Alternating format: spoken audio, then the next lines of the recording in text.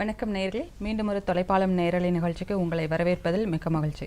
நேயர்களே, நம்மளுடைய தொலைப்பாலம் நேரலை நிகழ்ச்சிகள் அப்படின்னாலே நம்மளுடைய வாழ்க்கையில் ஏதாவது ஒரு காலகட்டத்தில் ரொம்ப பயன் தரக்கூடிய பல விழிப்புணர்வு நிகழ்ச்சிகளை நம்ம கொடுத்துட்டு வரோம். அந்த வகையில் இன்னைக்கு நம்ம பார்க்க போகிற தலைப்பு போதை மறுவாழ்வுக்கான வழிகாட்டுதல்கள். அதாவது இப்போ இருக்கிற காலகட்டம் அப்படின்றது எப்படி இருக்குன்னு பார்த்தீங்கன்னா, ஒரு குடும்பத்துலேயுமே கிட்டத்தட்ட ஒரு குடும்பத்துலன்னு சொல்லலாம் கூட, அட்லீஸ்ட் நமக்கு ரொம்ப க்ளோஸ் ரிலேட்டிவ் அப்படி கூட சொல்லலாம். அந்த அளவுக்கு நிறைய குடும்பங்களில் இந்த போதை அப்படின்றது ஒரு பெரிய அரக்கனாக வாழ்க்கையில் வந்துட்டுருக்கு அப்படின்னு சொல்லலாம். சின்ன குழந்தைகளை எப்படி நம்ம பாதுகாத்து வளர்க்கணும், இதிலேருந்து எப்படி காப்பாற்றி வளர்க்கணும் அப்படின்ற அளவுக்கு நம்ம இப்போ யோசிக்கிற அளவுக்கு இந்த போதை ரொம்ப பெரிய மாற்றங்களை உருவாக்குற சமுதாயத்திலே நிறைய சீரழிவுகளுக்கும் இது வழிவகுத்துட்டு இருக்கு அப்படின்னு சொல்லலாம். இந்த போதை பழக்கத்துலேருந்து எப்படி வெளியில் வருது, இந்த போதை அப்படியே அடிமையாயிட்டா கூட அதுலேருந்து எப்படி நம்ம வெளியில் வருது அப்படின்றத பற்றி சொல்கிறதுக்காக இன்னைக்கு நம்ம கூட 2 வல்லுநர்கள் இணைகிறாங்க. முதலாவதாக நரம்பியல் மற்றும் மனநல மருத்துவர் டாக்டர் பார்த்திபன் அவர்கள் நம்ம கூட இணைகிறாங்க. வணக்கம் சார். வணக்கம். அடுத்ததாக பாரத மாதா போதை மீட்பு மையத்தின் தலைவர் மற்றும் மனநல ஆலோசகர் கோபால் பிள்ளை அவர்கள். வணக்கம் சார். வணக்கம் டாக்டர். இப்போ போதை பொருள் அப்படின்னு சொல்கிறோம், எல்லாருக்குமே தெரியும். ஆனாலும் எதையெல்லாம் நம்ம போதை பொருள் அப்படின்னு சொல்கிறோன்றதை பற்றி கொஞ்சம் சொல்லுங்கள். இது ஆரம்ப காலத்துலேருந்தே எல்லாருமே போதைப் பொருள் அப்படின்னு சொன்னோன்னா இது பெருசாக கஞ்சா கொக்கைன் அப்படின்ற ஒரு விஷயமாக தான் நினச்சிக்கிட்டு இருக்காங்க. பட் சமீப காலங்களில் போதைப் பொருள்களோட எண்ணிக்கையோட அளவுகள் வித்தியாசமாக அதிகமாகிட்டே இருக்குது. உதாரணத்துக்கு முன்னாடிலாம் ஒரு தூக்கத்துக்கு மாத்திரை வரலன்னா தூக்கம் வரலாம் ஒரு மாத்திரை போடுறதா இருக்கட்டும், ஒரு சளி ஜுரத்துக்கு போடுற ஒரு மருந்தாக இருக்கட்டும். இப்போல்லாம் கொஞ்சம் நாளாக பார்த்திங்கன்னா ஒரு உடம்பு வலிக்குதுன்னு சொல்லிட்டு வலி மாத்திரையை பல வருடங்களாக தொடர்ந்து போட்டுக்கிட்டு வர்ற சில பேஷண்ட்ஸுங்களாம் நம்ம பார்க்குறோம். இது எல்லாத்தையும் வச்சு பார்க்கும்போது ஒரு போதைப் பொருள் அப்படின்னு சொல்லணும் அப்படின்னா, எந்த ஒரு பொருள் ஒரு மனுஷனோட மூளையோட செயல்பாட்டை மாற்றி அந்த பொருள் தொடர்ந்து நம்ம உடம்புல இருந்தால் மட்டுமே மூளையோட செயல்பாடு திறம்பட மேம்பட வேலை செய்யும் அப்படின்ற மாதிரி உண்டாக்குற தன்மை கொண்டு வருதோ அது எல்லாமே போதைப் பொருள் தான். அந்த விதத்தில் சமீப காலங்களில் குழந்தைங்க கிட்ட ஃபோன் யூசேஜஸ் கூட கிட்டத்தட்ட மூளையில் ஒரே விதமான மாற்றங்களை கொண்டு வருது. அது இல்லை அப்படின்னா என்ன மாதிரி மாற்றங்கள் கொண்டு வருன்றது கிட்டத்தட்ட போதைப் பொருளுக்கு ஈக்குவலாகவே பார்க்க முடியுது. ஸோ போதைப் பொருள் அப்படின்னு சொல்ல போனால் எந்த ஒரு பொருள் ஒரு மனுஷனோட மூளையோட தன்மையை மாற்றி அது இருந்தால் தான் நார்மலாக செயல்பட வைக்குதோ அது எல்லாமே போதைப் பொருள்னு சொல்லலாம். நார்மலாக செயல்பட வைக்கிறதுன்றது அது அவங்களா நினச்சிக்கிறதா இல்லை உண்மையிலே செயல்படுறதா? உண்மையிலே அவங்களுடைய முன்னாடி அந்த போதை பழக்கத்துக்கு முன்னாடி அவங்க இருந்த செயல்பாட்டை அவங்களுக்கு கொண்டு வர வைக்கிறதுக்கு அந்த போதைப் பொருள் தேவைப்படுதுன்ற மாதிரி. உதாரணத்துக்கு நான் முன்னாடிலாம் நல்லா தூங்கிட்டு இருந்த ஒரு ஆள் இப்போ கொஞ்சம் நாளாக ஒரு குடிப்பழக்கத்துக்குள்ளே வந்ததுக்கு அப்புறமேட்டா என்னோட தூக்கம் மாற ஆரம்பிச்சிச்சு. இப்போ நான் குடிச்சாதான் என்னோட முன்னாடி மாதிரி நார்மலாக தூங்க முடியும் அப்படின்ற மாதிரி நிலைக்கு கொண்டு வருது. நார்மலாக இருக்கிறதுக்கே அவங்க உடம்புல ஒரு போதைப் பொருள் இருந்தால் தான் நார்மலாக என்னால் செயல்பட முடியுது, வேலைக்கு போக முடியுதுன்ற ஒரு சூழ்நிலை உருவாக்குது. Thank you sir.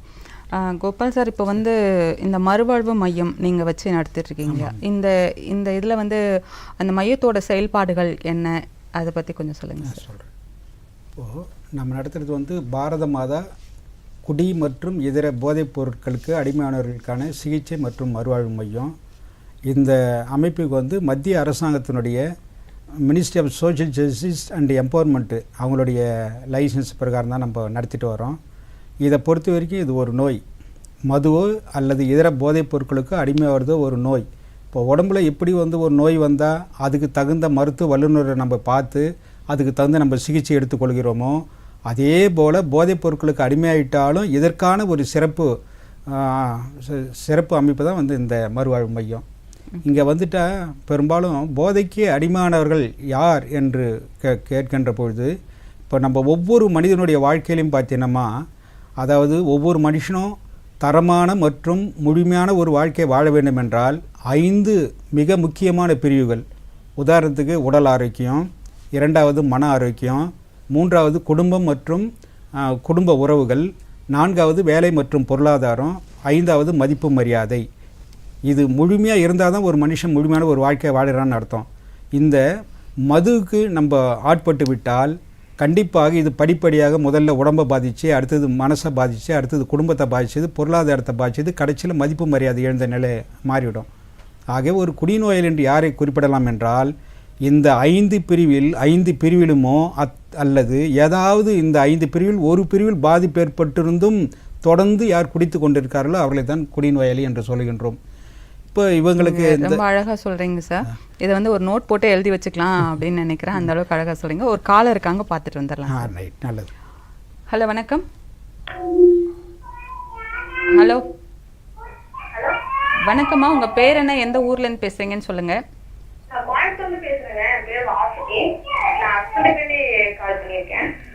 சரிங்க வாசுகி, டிவி வால்யூம் வந்து மியூட்ல போட்டுட்டு பேசுங்க.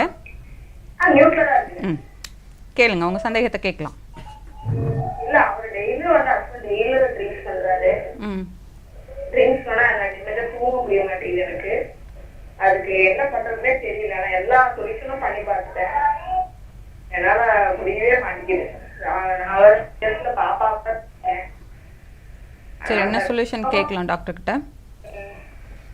வணக்கம்மா. அதாவது பலருக்கும் இருக்கிற ஒரு பிரச்சனையே என்னென்னா, தன்னுடைய கணவர் குடிக்கிறாரு அப்படின்ற ஒரு விஷயத்துலையும் அவங்க போதையில், அவங்க உச்சகிட்ட போதையில் இருக்கும் போது அந்த போதையிலே அடிச்சாதான் அவருக்கு வந்து ஒரு ரிலாக்ஸா இருக்கு. ஏன்னா ஒரு சரியா சாப்பிடுறது இல்ல, அது கொஞ்சமா அடிச்சாதான் அவர் வந்து சாப்பிடுற மாதிரி இருக்காரு. உண்மைதான். அதான் 28 வயசு தான் ஆச்சுங்க அவருக்கு. ரொம்ப ஏஜ் கூட இல்ல, 28 வயசு தான் ஆச்சு. மேரேஜ் ஆகி 3 years தான் ஆச்சு. ரொம்ப அடிக்ட் ஆயிட்டாலும் முடிய மாட்டேங்குது. குடிச்சாலும் கொஞ்சம் இதா ரிலாக்ஸா இருக்காரு. அவர் ஆனால் கூடிய நிறுத்தணும் அப்படின்னு நினைச்சு பாக்குறாருங்களா எப்பயாவது? உங்ககிட்ட அதுக்கு பத்தி பேச விரும்புறாரா? இருக்கும்போது வந்து 10 months வந்து குடிக்காம இருந்தாரு. நினைச்சு குடிக்காம இருப்பாரு, ஆனா முடிய மாட்டேங்குது அவரால். ஏதோ பசங்களே ஏதோ கூப்பிட்டு போய் ஏதோ குடிச்சாரு, ஏதோ பண்ணிடுறாரு. அந்த மாதிரி ரொம்ப அடிக்ட் ஆயிட்டாரு. நான் எல்லா சொல்யூஷனும் பண்ணி பார்த்தேன், என்னால முடிய மாட்டேங்குது. சரிம்மா, டாக்டர் என்ன சொல்றாங்கன்னு கேட்கலாமா?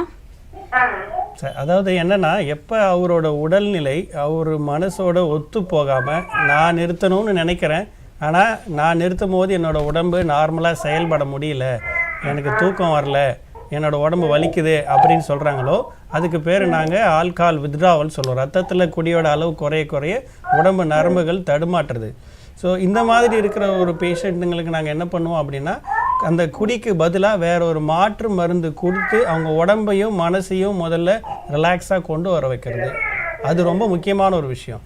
பலரும் குடியை நிறுத்தணும்னு நினைப்பாங்க, ஆனால் அதுக்கேற்ற கரெக்டான சிகிச்சை எடுத்துக்காமல் திடீர்னு ஒரே நாளில் நான் போய் கயிறு கட்டுறேன், ஒரு 2 நாள் நான் முயற்சி பண்ணுறேன், 3ஆவது நாள் தூக்கம் வரல, உடம்பு வலிக்குதுன்னு சொல்லிட்டு மறுபடியும் போய் குடிக்க ஆரம்பிச்சிருவாங்க. ஸோ ஹாஸ்பிட்டலே அட்மிட் ஆச்சு. அந்த மாதிரி வயிறு வலியில ஹாஸ்பிட்டல் அட்மிட் ஆயிருக்காங்க. அங்கேயே சொல்லியிருக்காங்க காய்ச்சல் வீங்கி இருக்கு, நீங்க வந்து ட்ரிங்க்ஸ் பண்ணீங்கன்னா உங்களுக்கு வந்து ஆப்ரேஷன் தான் பண்ணணும்னு சொல்லி தான் அமைச்சிருக்காங்க. இருந்தாலும் அந்த ட்ரிங்க்ஸ் பண்ணிட்டு தான் இருக்காரு. சொல்லுங்க சார். அதாவதும்மா, இப்போ நீங்கள் சொன்னீங்க, அவருடைய பிரச்சனை சொன்னீங்க. இப்போ நம்ம உடம்புல ஏதாவது எந்த ஒரு உறுப்பு பாதிக்கப்பட்டாலும் அந்த உறுப்பு பாதிக்கப்பட்ட அந்த வல்லுநரை தேடி நம்ம ட்ரீட்மெண்ட் எடுத்துக்கிறோம் இல்லையா? அதே போல் குடிக்கு அடிமையாகிறது நோய் தான். இப்போ நீங்கள் என்ன ஊர் சொன்னீங்க? நீங்கள் கோயம்புத்தூர் சொன்னீங்க. கோயம்புத்தூர் மாவட்டத்திலே பார்த்தீங்கன்னா மாவட்டத்தினுடைய தலைமை மருத்துவமனைன்னு இருக்கும். அந்த தலைமை மருத்துவமனையிலே சைக்காட்ரி டிபார்ட்மெண்ட் இருக்கும். அதிலே வந்து இந்த போதைக்கு அடிமையானவர்களுக்காக சிகிச்சை அங்கே கொடுக்குறாங்க. ஆகவே அந்த துறையில் இருக்கக்கூடிய வல்லுநரை பார்த்து ட்ரீட்மெண்ட் எடுத்துக்கிட்டால் மறுபடியும் நார்மலாக நம்மளை மாதிரி வந்துடுவார். ஆகவே அந்த துறை வல்லுநரை தயவுசெய்து பார்த்து அதுக்கான முயற்சி பண்ணுங்க. அப்போ தான் முழுமையாக அதிலேருந்து வெளிவட முடியும். இது மருந்தால் மட்டும் கிடையாது, அவருக்கு நிறைய ஒரு ஆலோசனைகள் தேவைப்படும். இப்போ அவரை விட அதிகமாக பாதிக்கப்படுறது நீங்கள் தான், உண்மை தானே? உங்களால் நிம்மதியாக ஆமாம், உங்களால் சாப்பிட முடியாது, உங்களால் நிம்மதியாக தூங்க முடியாது. ஆமாம், அதே இருக்கும். ஆமாம், அது மட்டும் இல்லை, அவமான உணர்ச்சி வெளியில் போகிறதே நம்மளுக்கு அசிங்கமாக இருக்கும். ஆமாம், அதனால் ஆமாம், அதனால் ஒரே வழியம்மா, இந்த துறையில் யார் இருக்காங்களோ அவங்கள போய் சந்தித்து அதுக்கு முறைப்படி வைத்தியம் பார்த்துக்கணும். இன்னொன்று என்னன்னு கேட்டால், பாதிப்புன்றது அவருக்கு மட்டும் கிடையாது. இப்போ இந்த நோயை பொறுத்த வரைக்கும் தனிப்பட்ட மனுஷன் மட்டும் பாதிக்கக்கூடிய ஒரு நோய் இல்லை, இது வந்து ஒரு குடும்ப நோயின்னு சொல்கிறாங்க. இவருக்கு இருக்கிற பாதிப்போட அதிகமாக பார்த்தீங்கன்னா மனைவி பிள்ளைகள்லாம் அதிகமாக பாதிக்கப்பட்டுருவாங்க. அதனால் வைத்தியம்ன்றது அவருக்கு மட்டும் கிடையாது, உங்களுக்கும். ஏன்னா உங்கள் மனசில் இருக்கக்கூடிய அழுத்தங்கள் வேதனைகள்லாம் அதை போக்கணும்னா நீங்கள் அங்கே போனீங்கன்னா சரியாயிடும். ஆகவே அந்த தலைமை மருத்துவமனையில் இருக்கக்கூடிய மனநல பிரிவில் போய் பார்த்தீங்கன்னா அதுக்கு தகுந்த உங்களுக்கு ரெமெடி கிடைக்கும். சரி சார், சரி. நன்றிங்கம்மா, இணைப்பில் வந்ததுக்கு நன்றி. டாக்டர் சார், இப்போ வந்து நீங்கள் சொன்னீங்க பலவிதமான போதைப் பொருள்கள் இருக்குது. ஈவன் மாத்திரை சாப்பிட்றது கூட இப்போ அது ஒரு அடிக்ட் ஆகிடுறாங்க அப்படின்ற சொல்கிறாங்க. பலவிதமான இந்த போதைப் பொருள் வந்துக்கிட்டே இருக்குது. இப்போ அதிகமான செய்திகள் நம்ம கேள்விப்படுறோம். இது இந்த சமுதாயத்தில் எந்த அளவுக்கு பாதிப்பு உண்டாக்கியிருக்கு நீங்கள் பார்க்குற பார்வையில் சொல்லுங்கள். உண்மையிலே சொல்லப்போனால் நான் ஆரம்ப காலங்களில் நான் இந்த மனநலத்துறையில் வரும்பொழுது ஒரு 18 வயசுக்கு உள்ளான பேஷண்ட் யாராவது ஒரு சின்ன யங் பர்சனை அழைச்சிட்டு வராங்க அப்படின்னா ஒரு 6 மாதத்துக்கு ஒரு 2 பேஷண்ட் அந்த மாதிரி பசங்களை தான் பார்க்க முடியும். இன்னைக்கு காலகட்டத்தில் என்ன ஆகுதுன்னா ஒரு நாளுக்கு சராசரியாக ஒரு 2லேருந்து 3 பேரையாவது ஒரு இளம் வயதினரை நம்ம பார்க்க முடியாது. ஸ்கூல் சில்ட்ரன் வரைக்கும் இப்போ பாதிக்கும். கண்டிப்பாக மேடம். இப்போது குழந்தைங்கக்கிட்ட இந்த போதைப் பொருள்ன்றது அடல்ட்டை விட ரொம்ப வேகமாக பரவிக்கிட்டு வர்ற ஒரு விஷயம். நம்மள பலர் பேர் என்னன்னா அது பற்றின ஒரு அறியாமை இல்லாதனாலேயே நம்ம வீட்டில் இருக்க குழந்தைகள் பயன்படுத்துறதுக்கான அறிகுறிகள் எப்படி இருக்கும் எதுவுமே தெரியாதனாலேயே அது மேலே நம்ம கவனம் வைக்காமல் விட்டுறோம். ஒரு ஸ்டேஜுக்கு மீறி அவங்களோட படிப்பு செயல்பாடு குறையுது, அவங்களோட தனிமை அடையும் போது மனதளவில் பாதிக்கும் போது தான் அவங்க பேரண்ட்ஸுக்கு பார்வைக்கே கொண்டு வராங்க. ஓகே.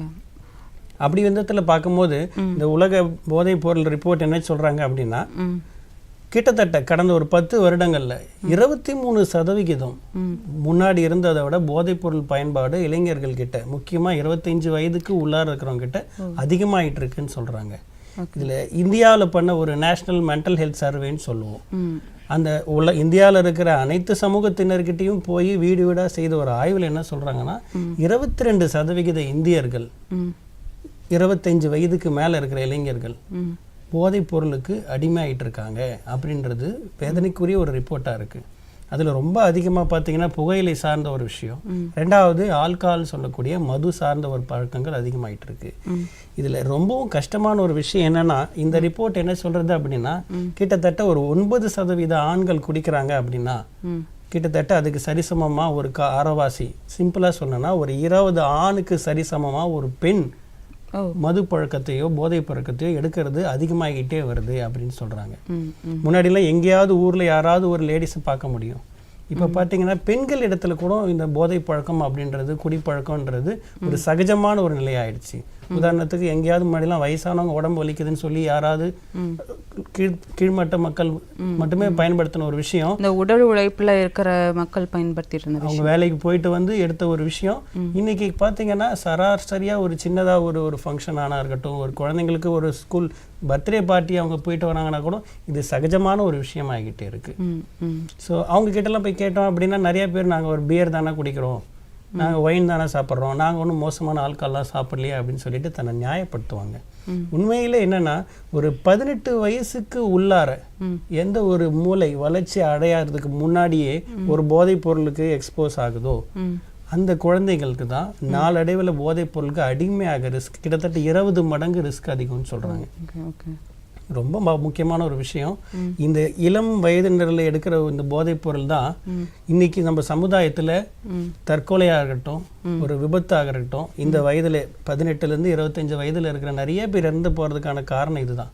அதுக்கு முக்கியமான ஒரு காரணமாக எல்லாருமே எல்லா ரிப்போர்ட்ஸும் சொல்கிறது என்னென்னா இளம் வயதினரிடையே போதைப் பொருள் அதிகமாகிட்டே வர்றதுனால தான் அந்த வேகத்தில் நான் என்ன பண்ணுறேன் ஏது பண்ணுறேன் என் குடும்பம் கஷ்டப்படும் அப்படின்றதெல்லாம் யோசிக்காமல் அந்த வேகத்தில் போய் தற்கொலை முயற்சி பண்ணுறது, அவங்க வயலன்ஸும் பண்ணுறாங்க, மற்றவங்களையும் ஏதாவது பண்ணிடுறாங்க. அதுவுமே ரொம்ப இப்போ பார்க்க முடியுது. அது உண்மையா மேடம்? சார் தொடர்ந்து பேசலாம் சார். ஒரு காலர் இருக்காங்க, பார்த்துட்டு வந்துடலாம். ஹலோ, வணக்கம் தொலைப்பாலம். ஹலோ வணக்கம், கவிதைராஜன். சொல்லுங்க கவிதைராஜன் சார், உங்க சந்தேகத்தை கேட்கலாம். வணக்கம் சார். வணக்கம். வணக்கம். இப்போ பாத்தீங்கன்னா நிறைய விளம்பரம்லாங்க பாத்தீங்கன்னா ஸ்மோக்கிங் மறக்கிறதுக்கு ஒரு சீங்கம் சாப்பிட்டீங்கன்னா அந்த ஸ்மோக்கிங் கொஞ்சம் கொஞ்சமா குறைச்சிடலாம், அதை நீங்க குடிக்காம இருக்கலாம் அப்படின்னா நிறைய விளம்பரங்கள் வருது. அதே மாதிரி பாத்தீங்கன்னா அந்த குடியில பறக்கணும்னா ஒரு லிக்விட் மாதிரி அதை நீங்க டீல போட்டு குடிக்கலாம், காஃபில போட்டு குடிக்கலாம், சாப்பாட்டுல கலந்து குடிக்கலாம், குடிக்கிறதுக்கு தெரியாமலே குடிக்க வைக்கலாம். அந்த மாதிரி செய்யும் பொழுது குடிய மறந்துவிடும் அப்படின்லாம் விளம்பரங்கள் நிறைய வருது. அதே மாதிரி பாத்தீங்கன்னா தனியார் மையங்கள்ல பாத்தீங்கன்னா நிறைய போதை மறுவாழ்வு மையம் எல்லாம் நிறைய இருக்கு. அந்த மாதிரி இடங்கள்ல போனாலும் இந்த மாதிரி பொருட்கள் சாப்பிடுறதாலயோ போதையை சுத்தமா மறந்து விடும் அவங்களுக்கு. இல்லைன்னா இந்த விளம்பரங்கள் விளம்பரம் மட்டும் தானா அப்படிங்கறது சொல்லுங்க. கடகடன்னு பேசி ஒரு நல்ல கேள்வி கொண்டு வந்திருக்கீங்க. ஏன்னா பல பேருக்கு இருக்கிற ஒரு சந்தேகம் தான் இது. அதாவது இப்போ டிவியில் பார்த்தீங்கன்னா நிறையா அடிக்ஷன் கில்லர் அந்த மாதிரி நிறைய மாலிகுல்ஸ் கெமிக்கல்ஸ் வந்துட்டு இருக்குது. உண்மையிலே சொல்லப்போனால் அப்படின்னா ஒரு மருந்து போதை பழக்கத்திற்கு அப்படின்றது எல்லாருக்கும் ஒரே மருந்து கொடுத்து முழுசாக குணப்படுத்த முடியும் அப்படின்ற மாதிரி இது வரைக்கும் நிரூபிக்கப்படலை. அப்படியே ஒரு மனுஷனுக்கு அவங்க சொல்கிற மாதிரி ஒரு போதையை மறக்கிறதுக்காக கொடுக்குறன்ற மாதிரி மருந்துகள்ன்றது சில மருந்துகள் இருக்குது. சில மருந்துகள் ஒரு பேஷண்ட் நானாக முழுசாக நிறுத்தணும்னு நினைக்கிறேன், எனக்கு நான் முழுசாக 100% தன்முனைப்போடு இருக்கிறேன் அப்படின்ற சில பேஷண்ட்டுங்களுக்கு சில குடிச்சா வாந்தி வர்ற மாதிரி சில மருந்துகள்லாம் இருக்குது. ஆனால் அது எல்லாருக்கும் கொடுக்க முடியாது. அவ்வளவும் ஏன் ஒரு மருத்துவரோட பரிந்துரை இல்லாமல் அந்த மாத்திரையை சாப்பிட்டு உயிருக்கே ஆபத்தான நிறைய பேரை பார்த்துருக்கோம். அதே நிலைமையில அந்த மாத்திரையை சாப்பிட்டு மனநலம் பாதிச்சவங்க மாத்திரையோட உபாதைகளா மனநோய் வரவும் வாய்ப்புகள் உண்டு. சைடு எஃபெக்ட் இருக்குது கண்டிப்பா. ரெண்டாவது இந்த நிக்கோட்டின்ஸ், இந்த புகையிலை சார்ந்த நிக்கோட்டின் பபிள் கம் அப்படின்னு சொல்றாங்க. பல பேர் பார்த்தீங்கன்னா நம்ம அதை சொல்ல ஆரம்பிக்கும் போதே இல்லை சார் அதெல்லாம் எனக்குலாம் வேலை செய்யாது, நான் ஆல்ரெடி மெடிக்கல் ஷாப்ல வாங்கிட்டு வந்து போட்டு பார்த்துட்டேன் அப்படின்னு சொல்லுவாங்க. உண்மையில் என்னன்னா ஒரு தனிநபர் அவங்க எவ்வளோ நிக்கோட்டின் ஒரு நாளுக்கு பயன்படுத்துகிறாங்கன்றதை பொறுத்து தான் அதோட அளவோ டோஸோ கால்குலேட் பண்ண முடியும். ரெண்டாவது பலருக்கும் அந்த நிக்கோட்டின் பபிள் கம் அப்படின்னு சொல்லக்கூடியதுக்குன்னு யூஸ் பண்ணுறதுக்குன்னு ஒரு தனி டெக்னிக்கே இருக்குது. ஸோ வழக்கமாக யூஸ் பண்ணுற ஒரு சிவிங்கம்மோ பபிள் கம் மாதிரியோ நார்மலாக போட்டு மென்னுக்கிட்டு இருந்தோன்னா அது ஒர்க் ஆகவே ஆகாது. ரொம்ப சிம்பிளாக சொல்ல போகும்போது அது ருசி தெரியும் போது உமிழ்நீரை முழுங்கக்கூடாது. ஸோ ஒன்ஸ் பல பேர் பண்ணுற தப்பு என்னென்னா முழுங்க ஆரம்பிச்சிருவாங்க, அது மூளையை போய் சேராது. ஸோ அதனால் இது சரியாக வேலை செய்யலைன்னு நிறைய பேர் சொல்கிறதுக்கெல்லாம் முன்னாடி அது சரியான விதத்தில் நல்ல மருத்துவரோட பரிந்துரையில் தேவையான டோஸில் யூஸ் பண்ணியிருந்தாங்கன்னா கண்டிப்பாக பலராலையும் வெளியே வர முடியும். ஓகே ஓகே, இது ஒரு நல்ல விஷயம் நீங்கள் சொன்னது. அந்த போதை மறுவாழ்வு பற்றி சார் என்னோட நல்லாவே சொல்லுவார் விஷயங்கள். இப்போ நான் சார் கேட்ட அதான் கேட்கணும்னு நினைக்கிறேன். இப்போ நீங்கள் வந்து சொன்னீங்க சார், ஒரு காலர் கேட்டப்போ சொன்னீங்க அவங்கள வந்து ஒரு மறுவாழ்வு அந்த மருத்துவமனைக்கு கொண்டு போனால் வந்து சொல்கிறேன். இங்கே நம்மளுடைய மையத்துக்கு வந்து அவங்க எப்படி வர்றாங்க, இங்கே வந்ததுக்கப்புறம் அவங்களுக்கு வந்து நீங்கள் ட்ரீட்மெண்ட் வந்து எப்படி, ஏன்னா இது ஒரு நோயின்னு நீங்கள் சொல்லிட்டீங்க, அப்போ அந்த ட்ரீட்மெண்ட் வந்து எப்படி ஆரம்பிக்கிறீங்க? பொதுவாகவே நம்ம மையத்துக்கு வரக்கூடிய நோயாளிகள், அதாவது குடிநோயாளிகள் தானாக வந்து மனமும் வந்து யாரும் வரது கிடையாது. மற்றவனுடைய கம்பல்ஷனால இல்லை பொய் சொல்லி தான் கூப்பிட்டு வருவாங்க. அங்கே அப்படி உள்ளுக்குள்ளே வந்துட்ட பிறகு என்ன பண்ணான்னு கேட்டால் அவங்க இந்த உண்மையை சொல்லுகின்ற போது என்னன்னு கேட்டால் மறுப்பாங்க. எப்படி மறுப்பான்னு கேட்டால் நான் முன்னாடியே சொல்லியிருந்தேன், நான் வந்திருப்பேன், இது நான் நினச்சேன்னு இப்போ உடனே எடுத்துருவாங்க, இருக்க வேண்டிய அவசியமே கிடையாது, இங்கே தேவையில்லாத 1 மாதம் தங்கணுமா, அதனால என் வேலையெல்லாம் என்ன பணியெல்லாம் போயிடும் ஏதாவது ஒரு காரணம் சொல்லிட்டு வெளியே போகிறது தான் முயற்சி பண்ணுவாங்க. எங்களுடைய வேலை முதல்ல என்ன கேட்டால் உள்ளுக்குள்ளே வந்த உடனே அவங்க என்ன உள்ளுக்குள்ளே வந்தால் அடிச்சிடுவாங்க, உதைப்பாங்க, பனிஷ்மெண்ட் கொடுமான்ற ஒரு பயத்தில் தான் வருவாங்க. ஆக்சுவலாக அவங்க பயத்தை போகிறதுக்காக தான் இதுக்குன்னு ஒரு கவுன்சிலர் இருக்காங்க. அவங்களுக்கு அவங்க கவுன்சிலிங் பண்ணி முதல்ல இது ஒரு நோயின்றதை முதல்ல அவங்க ஒத்துக்க வைப்போம். அந்த நோயின்னு ஒத்துக்க வச்சுட்டு மறுபடியும் மற்ற நோய்களுக்கு எப்படி போய் மற்ற டாக்டர் போய் பார்த்து நம்ம ட்ரீட்மெண்ட் எடுத்துக்கிறோமோ அதே போல் இது ஒரு கட்டுப்பாடாக இருந்தால் தான் அந்த நோயிலேருந்து நம்ம போக முடியும். அவுட் பேஷன்லாம் பெரும்பாலும் நம்ம எதிர்பார்க்குற அளவு ரிசல்ட் வரவே வராது. வெளியில் போனால் மெடிசன் வாங்கி போட்டு மறுபடியும் குடிக்க போயிடுவாங்க. இங்கே கட்டுப்பாடாக வச்சிருக்கும் போது என்ன ஃபிசிக்கலாகவோ சைக்கலாஜிக்கலோ என்ன விட்ராயல் வருதோ அதுக்கு நம்ம சைக்காட்ரிஸ்ட் இருக்கிறாங்க, அதுக்கு தகுந்த மருந்து மாத்திரைகள் ஊசிகள் கொடுத்துட்டாங்கன்னா என்னன்னு கேட்டால் அந்த ஒரு விட்ராயல்லேருந்து கண்டிப்பாக சரியாயிடும். இதை தான் நாங்கள் என்ன சொல்லணும்னு கேட்டால் முன்னாடி பார்த்தீங்கன்னா இந்த 1 மாதம் தங்கி வைத்தியம் பண்ணுறத ஃபஸ்ட்டு ஒரு 7 days வந்து டீடாக்சிஃபிகேஷன் சொல்லுவோம். அந்த உடம்புல ஏற்படுகின்ற அந்த சொன்ன விட்ராயல் ஆமாம் பசி எடுக்காது, தூக்கம் வராது, வயிற்றில் எரிச்சல் இருக்கும், பல வகையான உபாதைகள். அதே மாதிரி மனசு முழுக்க பார்த்தின் போது அடுத்த குடியை பற்றி தான் நினச்சிருக்க முடியும், மற்றபடி குடும்பத்தை பற்றி யோசனை பண்ணவே பண்ணாது. இந்த விட்ராயெல்லாம் போகணுன்னா கட்டுப்பாடு சூழ்நிலை வச்சு தான் நான் கேட்டேன்னா அவங்கள அந்த 7 days. அப்போ 7 நாட்களுக்கு பிறகு நான் ஏற்கனவே சொல்லியிருக்கிறேன், இந்த போதை வந்து தனிப்பட்ட மனுஷன் மட்டும் பாதிக்கக்கூடிய ஒரு நோய் அல்ல, இது ஒரு குடும்ப நோய். நான் ஏற்கனவே சொல்லியிருக்கேன், குடும்பத்தில் இருக்கிற அத்தனை பேருக்குமே பாதிப்பு ஏற்படும், குழந்தைகள் முதல் கொண்டு சொந்த பந்தங்கள் எல்லாருக்குமே இந்த பாதிப்பு ஏற்படும். அந்த பெண் சொன்னாங்கல்ல, ஆமாம் பாதிப்பு ஏற்படும். அதனால் என்ன பண்ணணும்னு கேட்டிங்கன்னா நாங்கள் 2வது பார்த்தின்போது அந்த 8th டேலேருந்து அப் டு 30th டே வரைக்கும் உள்ள பீரியடை வந்து இன்டென்சிவ் சைக்கலாஜிக்கல் கவுன்சிலிங். இப்போ உடம்புல இருக்கிற பிரச்சனை தீர்த்தாச்சுன்னு வெளியில் விட்டோம்னா மறுபடியும் அதே சூழ்நிலை தான் இருக்கும். வெளியில் அதே குடிக்கிற நண்பர்கள் இருப்பாங்க, அதே கடங்காரன் தொல்லை இருக்கும், மனைவியும் பிரிஞ்சு போயிருப்பாங்க, இவர் நம்பவே மாட்டாங்க. ஆனால் வெளியில் போனாலும் அந்த பிரச்சனைகளை எப்படி நம்ம குடியில்லாமல் சமாளிக்கிறதுன்றது தான் அங்கே சைக்கலாஜிக்கல் கவுன்சிலிங்ன்றது. அதில் பல வகையான தெரப்பி இருக்குது. உதாரணத்துக்கு இண்டிவிஜுவல் கவுன்சிலிங் இருக்குது, சைக்கோ தெரப்பி இருக்குது, குரூப் கவுன்சிலிங் இருக்குது, குரூப் தெரப்பி இருக்குது. இப்படி பல வகையான தெரப்பி. இது எல்லாமே மனசை மறுபடியும் குடிக்காமல் எப்படி நம்ம சமாளிக்கிறது, வெளில போனாலும் பிரச்சனைகளை எப்படி சமாளிக்கிறதுன்றதை பற்றி தான் அது முழுக்க கவுன்சிலிங். அதே அளவில் குடி நோயாளியுடைய மனைவிமார்களும் கம்பல்சரி நாங்கள் ட்ரீட்மெண்ட் கொடுப்போம். நோயாளி மட்டும் இங்கே வந்து ட்ரீட்மெண்ட் எடுத்துகிட்டு போயிட்டு அது சரி வரவே வராது. மறுபடியும் போனாலும் அதே குடும்ப சூழ்நிலை தான், மறுபடியும் பழைய சம்பவத்தையே நினச்சி தான் பேசிகிட்டே இருப்பாங்க. அதனால் என்ன கேட்டால், குடிநோயாளியுடைய மனைவர்களையும் மனைவியும் கூட்டு குடித்த போது அவர்கள் செய்த செயல்பாடுகள் அத்தனையுமே பார்த்தினும் போது நோயினால் தான் செஞ்சார், ஒரே வேணும்னு பண்ணது கிடையவே கிடையாதுன்றதை அவங்களுக்கு புரிய வைப்போம். புரிய வைப்போம். மறுபடியும் ட்ரீட்மெண்ட் முடிச்சுட்டு வீட்டுக்கு வந்தாலும் ஒரு சுகமான சூழ்நிலையை வளர்த்து கொடுத்தா தான் மறுபடியும் அவர் தொடர்ந்து குடியில்லாமல் இருக்க முடியும். அவர் மட்டும் மனசு வச்ச போதாது, அந்த குடும்ப சூழ்நிலை வந்து நல்ல ஒரு ஆரோக்கியமான ஒரு சூழ்நிலை உருவாக்குறதுக்கு அவங்களுடைய பங்கு தான், உங்களுடைய பங்கு தான் ரொம்ப முக்கியம்னு சொல்லுவோம் நாங்கள். அதுக்காக அவங்களுக்கு பார்த்தினும் போது அவங்களுக்கு நான் சொன்ன மாதிரி மன இருக்கும்லாம் நிறைய இருக்கும். இதுக்காக அவங்களுக்குன்னு தனி ப்ரோக்ராம் இருக்குது, ஃபேமிலி கவுன்சிலிங் இருக்குது, ஃபேமிலி தெரப்பின்னு இருக்குது. இந்த ஃபேமிலி கவுன்சிலிங் நம்ம திரும்ப பேசுவோம் சார், ஏன்னா ரொம்ப பெரியவா பேச வேண்டிய ஒரு விஷயம். அதுக்குள்ளார ஒரு காலர் இருக்காங்க, பார்த்துட்டு வந்துடலாம். ஹலோ, வணக்கம் தொலைப்பாலம். வணக்கம் சார், உங்க பேர் என்ன, எந்த ஊர்ல இருந்து பேசுறீங்கன்னு சொல்லுங்க. உங்க பேர் என்னங்க சார்?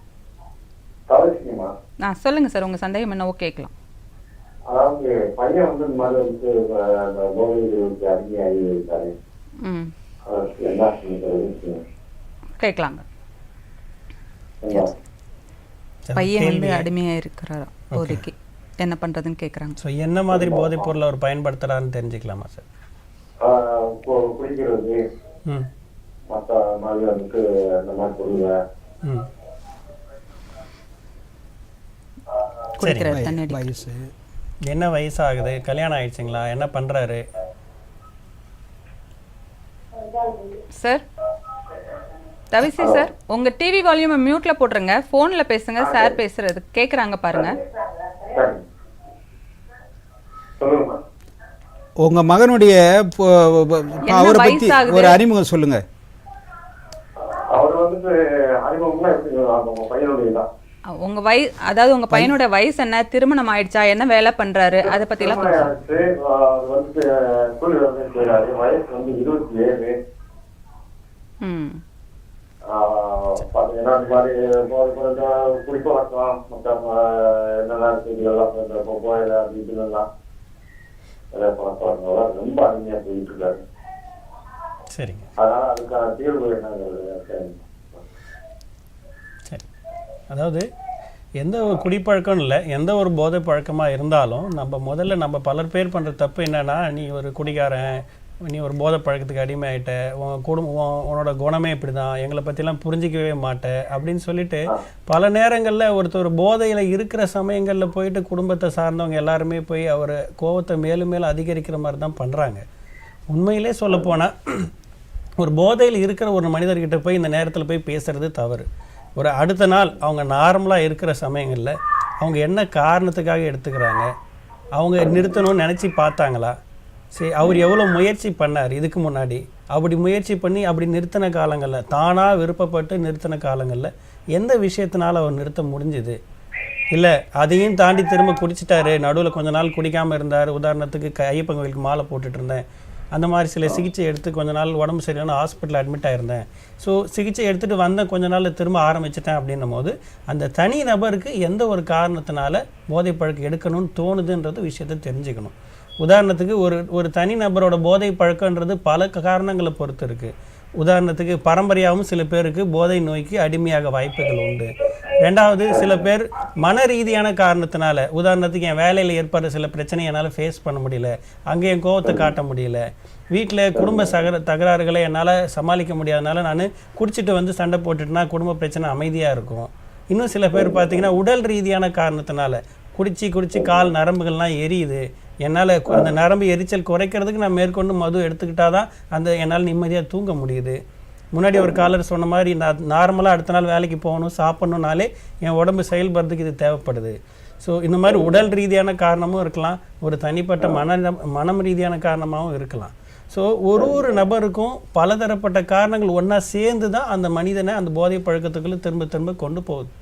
அப்படி அதுக்கேற்ற ஆலோசனைகள் நாங்கள் வழிமுறைகள் கொண்டு வரும்போது பேஷண்ட்டுக்கிட்ட நாங்கள் கவனிப்போம். முதல்ல என்ன காரணத்தினால பேசுகிறாங்க, அவங்க மனசு எப்படி இருக்குது, மனநிலை, உடல்நிலை எல்லாத்தையும் சேர்ந்து தான் நாங்கள் ஆய்வு செஞ்சு அதுக்கேற்ற மாதிரி சரியான மருத்துவ சிகிச்சையாக இருக்கட்டும், உளவியல் சிகிச்சையாக இருக்கட்டும் கொடுக்கட்டும். ஸோ எல்லா 100 பேஷண்ட் இருந்தாங்கன்னா 100 பேருக்கு ஒரே விதமான சிகிச்சை கொடுக்க முடியாது. ஸோ பல பேர் நினச்சிட்டு இருக்கிற ஒரு விஷயம் என்னன்னா ஒரு மாத்திரை கொடுத்தோன்னா எல்லாத்தையும் மறந்துடுவாங்க அப்படின்ற ஒரு விஷயங்கள் கிடையவே கிடையாது. இதுக்கு தகுந்த ஒரு மருத்துவ உளவியல் சார்ந்த ஒரு சிகிச்சை சேர்த்து கொடுத்தோன்னா கடைசி வரைக்கும் குடிக்காமல் ரொம்ப நாள் தொடர்ந்து சிகிச்சையில் இருக்க முடியும். அவர் வந்து அவர் பக்கத்தில் இருக்க மனநல மருத்துவரை போய் பார்க்கலாமா சார்? கண்டிப்பாக சார். சார் ஏற்கனவே சொன்ன மாதிரி இந்த குடிப்பழக்கம்ன்றது ஒரு கொஞ்சமாக இருக்குன்னும் போது அதுக்கு சின்னதாக கவுன்சிலிங் கொடுத்தாலே நிறைய பேர் சரியாயிடுவாங்க. உதாரணத்துக்கு வாரத்தில் ஒரு நாள் தான் சாப்பிடுவேன், சில கஷ்டங்கள் வரும்போது தான் சாப்பிடுவேன்றவங்களுக்கு ஒரு சின்ன ஆலோசனைகளே சரி பண்ண முடியும். பட் சில பேருக்கு முன்னாடி சொன்ன பேஷண்ட் மாதிரி என்னால் நார்மலாக இருக்க முடியல, உடம்பு ஒத்துழைக்க மாட்டேங்குதுன்ற பேஷண்ட்ஸுக்கு கண்டிப்பாக பக்கத்தில் இருக்கிற ஒரு மனநல மருத்துவரோ அரசு மருத்துவமனையில் இருக்கிறத ஒரு மனநலத்துறையிலேயே போயிட்டு ஒரு ஆரம்ப காலத்தில் முதல் ஒரு 10 நாளுக்கு ஒரு தகுந்த ஒரு மாற்று மருந்து கொடுத்தோம் அப்படின்னா அவங்க உடம்புல இருந்து அந்த மதுவோ ஏதோ ஒன்று வெளியே போகும்போது அவங்க உடம்பு நார்மலாக இருக்கும். ஒரே நாளிலே அவங்க உடம்பு அளவுலையும் மனசளவுலையும் முழுசாக வெளியே வர முடியும். அதே போல் பெட்ரோல் என்ற முறையில் நீங்கள் செய்ய வேண்டியது என்னென்னு கேட்டால் ஒரு மிரட்டுறதோ தண்டிக்கிறதோ இல்லை நீ இந்த மாதிரி தொடர்ந்து பண்ணினா நான் வீட்டை விட்டு போயிடுவேன், நான் தற்கொலை பண்ணிக்குவேன், எங்கன்னா போயிடுவேன், அதெல்லாம் தீர்வு ஆகவே ஆகாது. பக்குவமாக டாக்டர் சொன்ன மாதிரி தெளிவாக இருக்கிற சமயத்தில் அவருக்கு புரிய வச்சு இந்த துறை இந்த சொன்ன இல்லைங்களா டிஅடிக்ஷன் டிபார்ட்மெண்ட்டுக்கு அங்கே அழைச்சிட்டு போயிட்டு அவருக்கு தகுந்த வைத்தியத்தை கொடுத்தா அவர் மாறிடுவார். நம்ம மிரட்டெடுத்து பயம்படுத்துறதுனால அவர் கண்டிப்பாக மேலும் மேலும் அதிகமாக தான் செய்வார் வழியே குறைக்க மாட்டார். அதை புரிஞ்சுக்கணும் ஐயா நீங்கள்.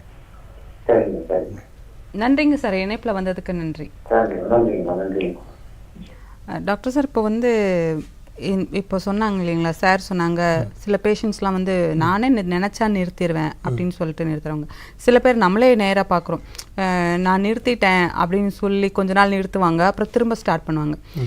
இப்போ இந்த மாதிரியான ஒரு பழக்கத்துக்கு அடிமை ஆனதுக்கப்புறம் அது சடனாக நிறுத்துறது நல்லதா இல்லை கொஞ்சம் கொஞ்சமாக மெல்ல மெல்ல நிறுத்துறது நல்லதா? அதை நீங்கள் எப்படி சொல்கிறீங்க?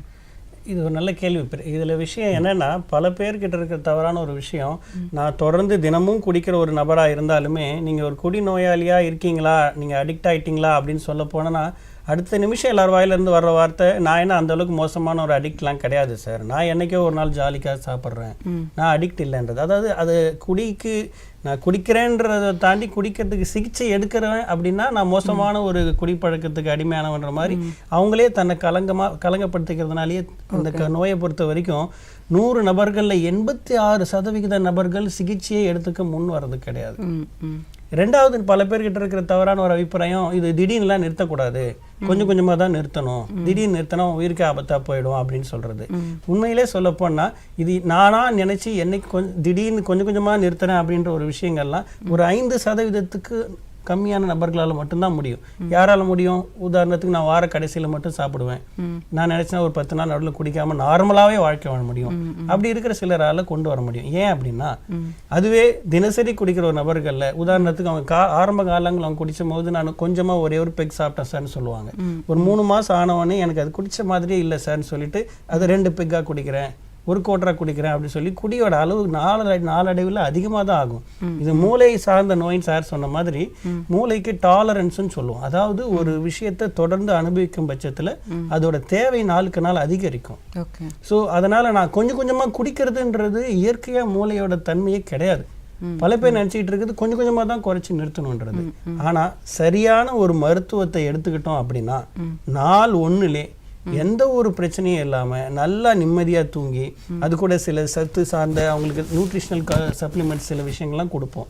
அவங்களுக்கு நல்ல தூக்கம், அடுத்த நாள் 3 வேளையும் ஆரோக்கியமாக சாப்பிட்டுட்டு உடம்பு வலி இல்லாமல் அவங்கள ஒரே நாள்லேயே அவங்கள அடுத்த நாள்ல இருந்து அவங்கள நார்மலாக பழைய சகஜ நிலைக்கு கொண்டு வர முடியும். பட் சரியான மருத்துவ சிகிச்சையோடவும் உளவியல் சிகிச்சையால் மட்டும்தான் இது சாத்தியமாகும். ஸோ கொஞ்சம் கொஞ்சமாக நான் நிறுத்துறேன் அப்படின்றது காலப்போக்கில் சாத்தியப்படாத ஒரு விஷயம். சார் ஒரு கால் இருக்காங்க, பார்த்துட்டு. ஹலோ, வணக்கம் தொலைப்பாலம். ஹலோ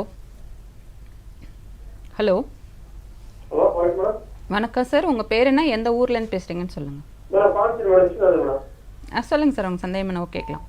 மேடம் இப்போ வந்து குடிப்பழக்கத்துக்கு அடிமைக்கு மேடம் இப்போ வந்து டிப்ரெஷன் டாக்டர் பார்க்குறாங்க மேடம். ஒரு சில வந்து குடிப்பழக்கமே ஒன்றுமே இல்லைங்க, பட் அவங்களுக்கு பதப்படுத்து இருக்கு, பயம் இருக்குது அப்படின்ட்டு சைக்காட்ரிஸ்ட் டாக்டர் பார்க்குறாங்க மேடம். அது எப்படி ட்ரீட்மெண்ட் கொடுத்தாங்க மேடம்? எல்லாம் ஒரே மாதிரி ட்ரீட்மெண்ட் கொடுக்குறாங்க மேடம். ஒரே மாதிரி ட்ரீட்மெண்ட், தூக்க மாத்திரை கொடுக்குறாங்க, இவங்களுக்கு தூக்க மாத்திரை கொடுக்குறாங்க மேடம். ஓகே, இப்போ நீங்கள் என்ன டவுட் கேட்க வரீங்க? எனக்கு பதப்படுத்து இருக்குதுங்க மேடம். எனக்கு சரிங்க. நான் டாக்டர் மனநல டாக்டர் போய் பார்த்தேங்க. எனக்கு எந்த கெட்ட பழக்கம் ஒன்றும் இல்லை மேடம். எனக்கு சரிங்க. அந்த பதப்படுத்து போகும்போது அவங்க ட்ரீட்மெண்ட் கொடுத்தாங்க மேடம். எனக்கு அது நைட்டு தூக்கம் மாத்திரை கொடுத்தாங்க மேடம். காலையில் மாத்திரை மத்திய மாத்திரை கொடுத்தாங்க. அந்த பதப்படுத்து எந்த காலத்துல வருங்க, எதுனால வருதுங்க, நான் குடி பழக்கம் இல்லைங்க மேடம். நாங்க இப்ப மனநல டாக்டர்கிட்ட பார்த்து மெடிசன் எடுத்துருக்கோம் மேடம். இப்ப நாங்க சரி, நீங்க மனநலம் சம்பந்தப்பட்டு கேட்குறீங்க, டாக்டர்கிட்ட கேட்கலாம் அவங்க என்ன சொல்றாங்க. Okay madam. ஸோ அதாவது அவர் வந்து குடிப்பழக்கம் எனக்கு இல்லை, இல்லை, ஆனால் ஒரு படபடப்பு இருக்குது. அதுக்கு வந்து மருத்துவர் வந்து அவங்களுக்கு கொடுக்குற மாதிரியான டேப்லெட் அந்த மாதிரி தான் கொடுக்குறாங்க, அந்த மாதிரி பேசுகிறாரு. சரிங்க சார். அதாவது மனப்பதற்ற நோய் தான் உலகத்திலேயே மனிதனுக்கு காமனாக இருக்கிற ஒரு விஷயம். மன அழுத்தத்தெல்லாம் விட அதிகமாக நம்மளை சுற்றி இருக்கிறவங்கள ஒவ்வொருத்தவங்களும் சராசரியாக மனப்பதற்றன்றதை அனுபவிப்பாங்க. விஷயம் என்னன்னா, அனைத்து விதமான மனப்பதற்ற நோய்கள் பல விதங்கள் இருக்குது. அதில் அவருக்கு என்ன இருக்குன்னு தெரியல. பட் எல்லா மனப்பதற்ற நோய்களுக்கும் மருந்து மாத்திரைன்றது அவசியம் எடுத்துக்கணுன்றது கிடையாது. ஒரு ரொம்ப சிவியராக ஒரு மன பதற்றம் அதிகமாகுது, என்னோட தினசரி வாழ்க்கையை செயல்பட முடியலன்னும் போது தான் அதுக்கேற்ற மருந்துகள். Sir Viswanathan sir, Viswanathan sir, நீங்கள் டிவி வால்யூமை மியூட்டில் போட்டுருங்க.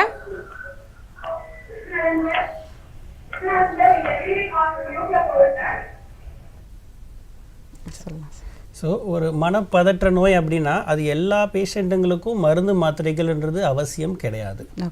ஒரு ரொம்ப மைல்டு டு மாடரேட்டாக இருக்கிற ஒரு மிதமான ஒரு மனப்பதற்றம் அவங்க தினசரி சமாளிச்சுக்கிட்டு வாழ்க்கையை ஓட்டிக்கிட்டு இருக்காங்கன்ற போது அந்த மாதிரி நபர்களுக்கு ஒரு சரியான ஒரு ரிலாக்ஸேஷன் ட்ரைனிங்காக இருக்கட்டும், அவங்களுக்கு எதிர்மறையான எண்ணங்கள் சார்ந்த சில விஷயங்களுக்கு ஆலோசனைகள் கொடுக்கறதுனாலே அவங்களோட தினசரி வாழ்க்கையை நகர்த்த முடியும். அதையும் தாண்டி சில பேருக்கு அவர் சொன்ன மாதிரி ஒரு மனநல மருத்துவர் வந்து ஒரு தூக்க மாத்திரை கொடுக்குறாங்க, மனநலம் சார்ந்த மாத்திரை கொடுக்குறாங்க அப்படின்ற தேவை ஏற்படுற பட்சத்தில் அந்த மாத்திரையை நீண்ட நாட்களுக்கு கொண்டு போகணுன்றதுக்கான அவசியம் இல்லை. ஒரு நல்ல கவுன்சிலிங், ஒரு வாழ்க்கை முறையை மாற்றி தூக்க மாத்திரை அப்படின்னு சில பேர் யூஸ் பண்ணுறாங்கன்னு சொல்கிறாங்க. சில பேருக்கு ஒரு மனப்பதற்றத்தை குறைக்கிறதுக்காக ஒரு லோ டோஸ் தூக்க மாத்திரை கொடுத்தாலும் அது எந்த ஒரு தூக்க மாத்திரையும் ஒரு மாதத்தை தாண்டி எடுத்துக்கணுன்றதுக்கான அவசியம் கிடையாது. ஒன்ஸ் அந்த மனப்பதற்றம் குறைஞ்ச கையோட அவங்க தூக்க மாத்திரையை எவ்வளோ சீக்கிரம் முடியுமோ நிறுத்தணும். இல்லைன்னா அந்த தூக்க மாத்திரை நிறுத்தும் போது அதனால் அவங்களுக்கு மனப்பதற்றம் ஏற்படாது. ஓகே, தொடர்ந்து பேசலாம் சார். நேர்களே, ஒரு சிறிய இடைவேளைக்கு பிறகு சந்திப்போம்.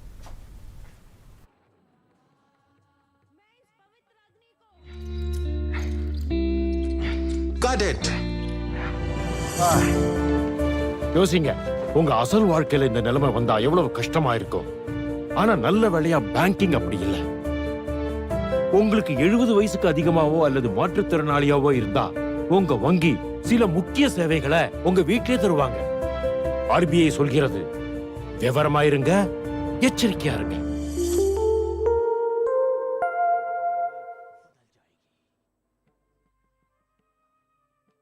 காலம் மாறி பெய்கிற மழையோ புயலோ சூறாவளியோ கவலைய மறந்துடுங்க. பயிர் காப்பீடு செய்யுங்க, பாதுகாப்பு கவசம் கிடைச்சிடுமே. இயற்கை பேரிடரோ இல்ல வேறு ஏதோ பயிர் பாதிப்போ அந்த கவலைய நீங்களும் தானே விட்டொழிங்க. பயிர் காப்பீடு. हमने फसल बीमा योजना को अधिक प्रभावी बनाया, उसके दायरे में ज्यादा किसानों को लाए. இதுவரை 19 கோடி 67 லட்சத்துக்கும் அதிகமான விவசாயிகளின் விண்ணப்பங்களுக்கு பயிர் இழப்பீடு வழங்கப்பட்டுள்ளன. காரிஃப் பயிர் காப்பீட்டிற்கு விரைவில் பதிவு செய்யுங்கள். கிளைகள் காப்பீட்டு நிறுவனம் விவசாய கடன் குழு பொது சேவை மையங்களை தொடர்பு கொள்ளவும் அல்லது www.emfpy.gov.in இணையதளத்தில் ஆன்லைனில் விண்ணப்பிக்கவும். காப்பீட்டு நிறுவனத்தின் பிரதிநிதி மூலம் வீட்டில் இருந்தபடியே எய்ட் செயலி மூலம் காப்பீடு செய்ய முடியும். பயிர் காப்பீட்டு தொடர்பான தகவல்களுக்கு ஹெல்ப்லைன் எண் 1447 அழைக்கவும். பயிர் காப்பீடு செய்யுங்க, பாதுகாப்பு கவசம் கிடைச்சிடுமே.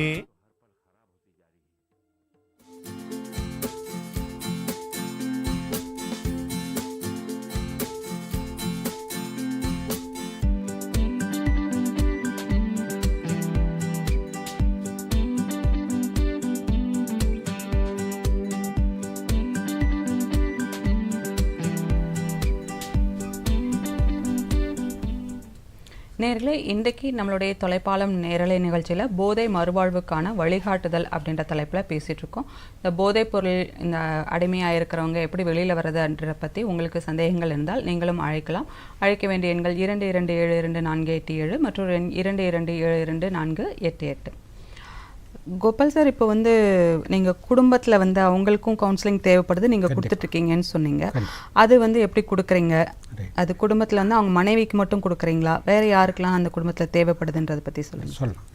அதுக்கு முன்னாடி ஒரு சின்ன விஷயத்தை நம்ம கொஞ்சம் ஷேர் பண்ணிக்கோம். ஏன்னா பொதுமக்கள் இதை கண்டிப்பாக இது தெரிஞ்சுக்கணும். நம்ம ஏற்கனவே சொல்லியிருக்கோம், குடி மற்றும் இதர போதைப் பொருட்களுக்கு அடிமையாகிறது ஒரு நோய் தான் சொல்லிட்டோம். இது வந்து கட்டுப்படுத்தக்கூடிய நோயை வழியே குணப்படுத்தக்கூடிய ஒரு நோய் இல்லைன்றதை பொதுமக்கள் நல்லா புரிஞ்சுக்கணும். இப்போ சர்க்கரை வியாதி இருக்குது, ரத்த அழுத்த நோய் இருக்குது, இது குணப்படுத்த முடியுமா? இல்லை, கட்டுப்படுத்த முடியும். ஏன்னா மருத்துவர் டாக்டர் கொடுக்கக்கூடிய மருந்து ப்ளஸ் உணவு வகைகளை எந்த அளவுக்கு நம்ம படுத்தணுமோ அந்த அளவுக்கு சீராக வச்சுக்கலாம், கண்ட்ரோலாக வச்சுக்கலாம். அதே போல் இந்த போதைப் பொருட்களுக்கு அடிமையாக வர்றோம், ட்ரீட்மெண்ட் எடுத்துக்கிட்டாரு, ஒரு 6 வருஷம் தொடர்ந்து குடிக்காமல் இருக்கிறாரு. திடீர்னு 6 வருஷம் தான் நம்ம குடிக்கலையே, இன்னைக்கு ஒரே ஒரு நாள் மட்டும் ஒரே ஒரு பீர் கட்டுப்பாட்டோட குடிக்கலாம்னு நினச்சிட்டா மறுபடியும் வாயில் வச்சுட்டா மறுபடியும் ரிலாப்ஸ் ஆகிட்டானா மறுபடியும் அதை விடவே முடியாது, தொடர்ந்துடும். இப்போ நாம் செய்யக்கூடிய ட்ரீட்மெண்ட் என்னன்னு கேட்டினா, மறுபடியும் அந்த குடி நோயாளி மறுபடியும் மது கோப்பை கையில் தொடாமல் இருப்பதற்கு தான் நம்ம இந்த கவுன்சிலிங் முழுக்க மறுபடியும் தொட்டுட்டோம் மறுபடியும் அதை விடவே விடாது. இரும்புங்க அந்த மாதிரி ஒட்டிக்கும் கண்டிப்பாக இதுலேருந்து யாராலையும் வெளில வர முடியாது. ஆகவே நம்ம புரிந்து கொள்ள வேண்டியது என்னன்னு கேட்டால், இது கட்டுப்படுத்தக்கூடிய ஒரு நோய், குணப்படுத்தக்கூடிய ஒரு நோய் அல்ல என்பதை நம்ம புரிஞ்சுக்கணும். அதுக்கு முன்னாடி ஒரு காலர்கிட்ட போயிட்டு வந்துடலாம் சார். ஹலோ, வணக்கம் தொலைப்பாலம். ஹலோ, சொல்லுங்க சார், உங்கள்கிட்ட டவுட்டை கேளுங்க. வணக்கம் சொல்லுங்க. இப்போ வந்து பாத்தீங்கன்னா குடிகாரம் பேச்சு பொழுது விட்டு தான் போச்சு அப்படிங்கிறாங்க. இல்ல நாளைக்கு நான் குடிக்க மாட்டேன்னு சொல்லிட்டு திரும்ப குடிச்சிட்டு இருக்காங்க. சந்தோஷத்துக்காக குடிக்கிறாங்க, புத்தகத்துக்காக குடிக்கிறாங்க, ஏதோ ஒரு காரணம் சொல்லி குடிச்சிட்டு இருக்காங்க.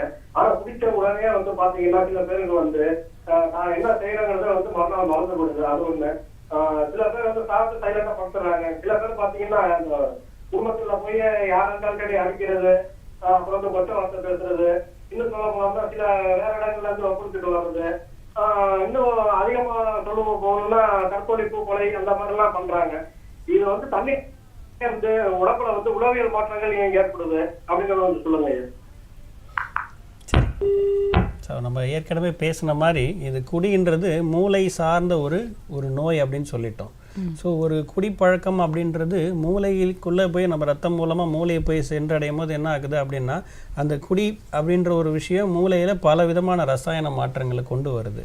அதனாலேயே நிறைய பேர் பார்த்திங்கன்னா ஞாபக சக்திக்கான சில ரசாயனங்கள் குறையும் பொழுது, அது இல்லாமல் அவங்களோட மனசில் ஒரு மூர்க்கமான ஒரு குணத்தை கொண்டு வர எமோஷனை மாற்றக்கூடிய சில ரசாயனம் டோப்பமைன் சொல்லுவோம், அது கொஞ்சம் அதிகரிக்கிற பட்சத்தில் ஒரு தனிநபர் தன்னோட முடிவு எடுக்கிற தன்மையை இழக்கிறாரு. அது மட்டும் இல்லாமல் அவங்களுக்கு அடுத்த நாள் பிளாக் அவுட்டுன்னு சொல்லுவோம். இந்த மாதிரி ஞாபக சக்தி குறையிறதுனால அந்த நேரத்தில் அவங்க என்ன பண்ணாங்க போனாங்கன்றது அடுத்த நாள் காலையில் பல பேருக்கு ஞாபகத்தில் இருக்கிறதில்ல. இதில் சில பேருக்கு நாங்கள் என்ன சொல்லுவோம்னா, ரொம்ப கம்மியாக தான் குடிப்பான், ஆனால் அவன் பயங்கரமாக கலாட்டா பண்ணுவான்னு சொல்லுவோம். இது பேர் பெத்தாலஜிக்கல் இன்டாக்சிகேஷன் சொல்லுவோம். இன்டாக்சிகேஷனாக போதையில் இருக்கிறது, பெத்தாலஜிக்கல்னால் ஒரு நோயுற்ற நிலைமைக்கு போகிறது. அதாவது அந்த நேரத்தில் தான் என்ன பண்ணுறேன் அப்படின்றது தெரியாது. சில நபர்கள் குடித்தவுடன் பார்த்தீங்கன்னா இந்த மாதிரி ரொம்ப வன்முறையில் இறங்குறதோ, தவறாக மற்றவங்கிட்ட நடந்துக்கிறதோ, இந்த மாதிரி மாறுறதுக்கான காரணம் இந்த ஆல்கஹால் மூளையில் போயிட்டு அந்த நபருக்கு ஒரு கெமிக்கல் ஹார்மோன்ஸ் மாற்றத்தை மாற்றுறதுனால.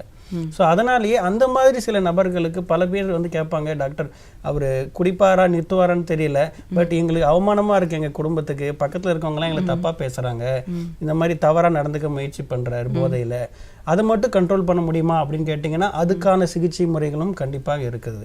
ஸோ பேஷண்ட்டுங்களுக்கு அந்த மாதிரி சில மருந்துகள் போடுறதுனால என்னதான் அவங்க ரத்தத்தில் இருந்து மூளையை போய் மாற்றங்களை கொண்டு வர முயற்சி செய்தாலும் நம்மளுடைய மருந்துகள் மூலமாக இந்த குணாதிசய மாற்றங்களாக இருக்கட்டும் அவர்களுக்கோ அவங்கள சார்ந்தவங்களுக்கோ பாதிப்பு இல்லாமலும் கொண்டு வர முடியும். இதெல்லாம் பண்ணாலுமே ஒரு நிரந்தர தீர்வு இதுக்கு அப்படின்றது அவங்க அந்த போதை பழக்கத்தை முழுவதுமாக விட்டு வெளியே வர்றது தான். ஓகே, இது கொஞ்சம் ஆறுதலான விஷயம் தான் நீங்கள் சொல்ல. கண்டிப்பாக மேடம். பல பேர் அந்த மாதிரி சிகிச்சை மட்டுமாவது கொடுங்க, எங்களால் அழைச்சிட்டு வர முடியல, சொன்னால் கேட்க மாட்டாங்க அப்படின்னு சொல்லுவாங்க.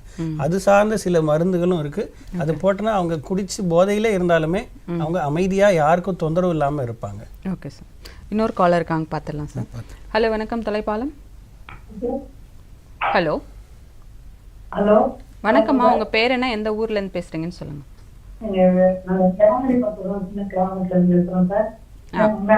சொல்லுங்கம்மா, உங்க பேர் என்னங்கம்மா? மீனா. சொல்லுங்க மீனா, உங்க சந்தேகத்தை கேளுங்க. தங்கச்சி பசங்க ரொம்ப ஒரு சின்ன பிள்ளையிலேயே அம்மா இப்ப என் தங்கச்சி இறந்துட்டாங்க. அந்த உணவு உழைச்சல நிறைய தண்ணி அடிக்க ஆரம்பிச்சிட்டாங்க பசங்க. ஒரு சின்ன பசங்க தான் சார் மேடம். ம் அது வந்து எப்படின்னா காலேஜ் வயசு 18 வயசு 19 வயசு ம் 9 பேரும். அது வந்து எப்படி மாத்துறது என்ன பண்றதுன்னு தெரியல. மதுவுக்கு அடிமையாயிட்டாங்க. ஆமா சார், ரொம்ப கஷ்டமா இருக்கு. தங்கச்சி இறந்ததுனால இது பண்ண முடியல. ஒரு பொண்ணு இருக்கு, அவங்க வீட்டுக்காரையும் தண்ணி பசங்களாம் சொன்னதை கேட்கலங்கிறதுனாலதான் சூசைட் பண்ணிட்டு இறந்துட்டாங்க. 4 மாசம் ஆகுது. ஆனா அவங்க என்ன தெரிஞ்சவே இல்லை. அதுக்கு என்ன பண்ணலாம்னு சொல்லுங்க மேடம். சரி, நம்ம கேட்கலாம் சார் கிட்ட. ரொம்ப வருத்தமான ரைட். அதாவது நான் ஏற்கனவே சொன்ன மாதிரி பார்த்தீங்கன்னா குடிக்கு அடிமையாகிறது ஒரு நோய் தான், நல்லா புரிஞ்சுக்கணுமா. இப்போ அவருக்கு ஒரே வழி, நான் ஏற்கனவே சொன்ன மாதிரி. எந்த மாவட்டம் சொன்னீங்க நீங்கள்? இது நாகை மாவட்டம், வேளாங்கண்ணி. நாகை மாவட்டம். இப்போ நாகை மாவட்டத்திலே பார்த்தீங்கன்னு போது அந்த பொது மருத்துவமனை இருக்குது இல்லையா, அந்த மருத்துவமனையிலே இது ஒரு பிரிவு இருக்குது. அந்த பிரிவில் போயிட்டு காமிங்க. கண்டிப்பாக அதுக்கு போனார்னா அவங்க சொல்கிற ஆலோசனை கேட்டு அவங்க கொடுக்கக்கூடிய மருந்துலாம் சாப்பிட்டா பூரணமாக குணமாகி வந்துடுவார். பயப்பட வேண்டியதே இல்லை. வேறு நம்ம அழறதுனாலே, வேதனை படுறதுனாலே, மிரட்டத்தினாலே அவர் கண்டிப்பாக மேலும் மேலும் அதிகமாக போயிட்டே இருக்குமே வழியாக குறையவே குறையாது. ஒரே வழி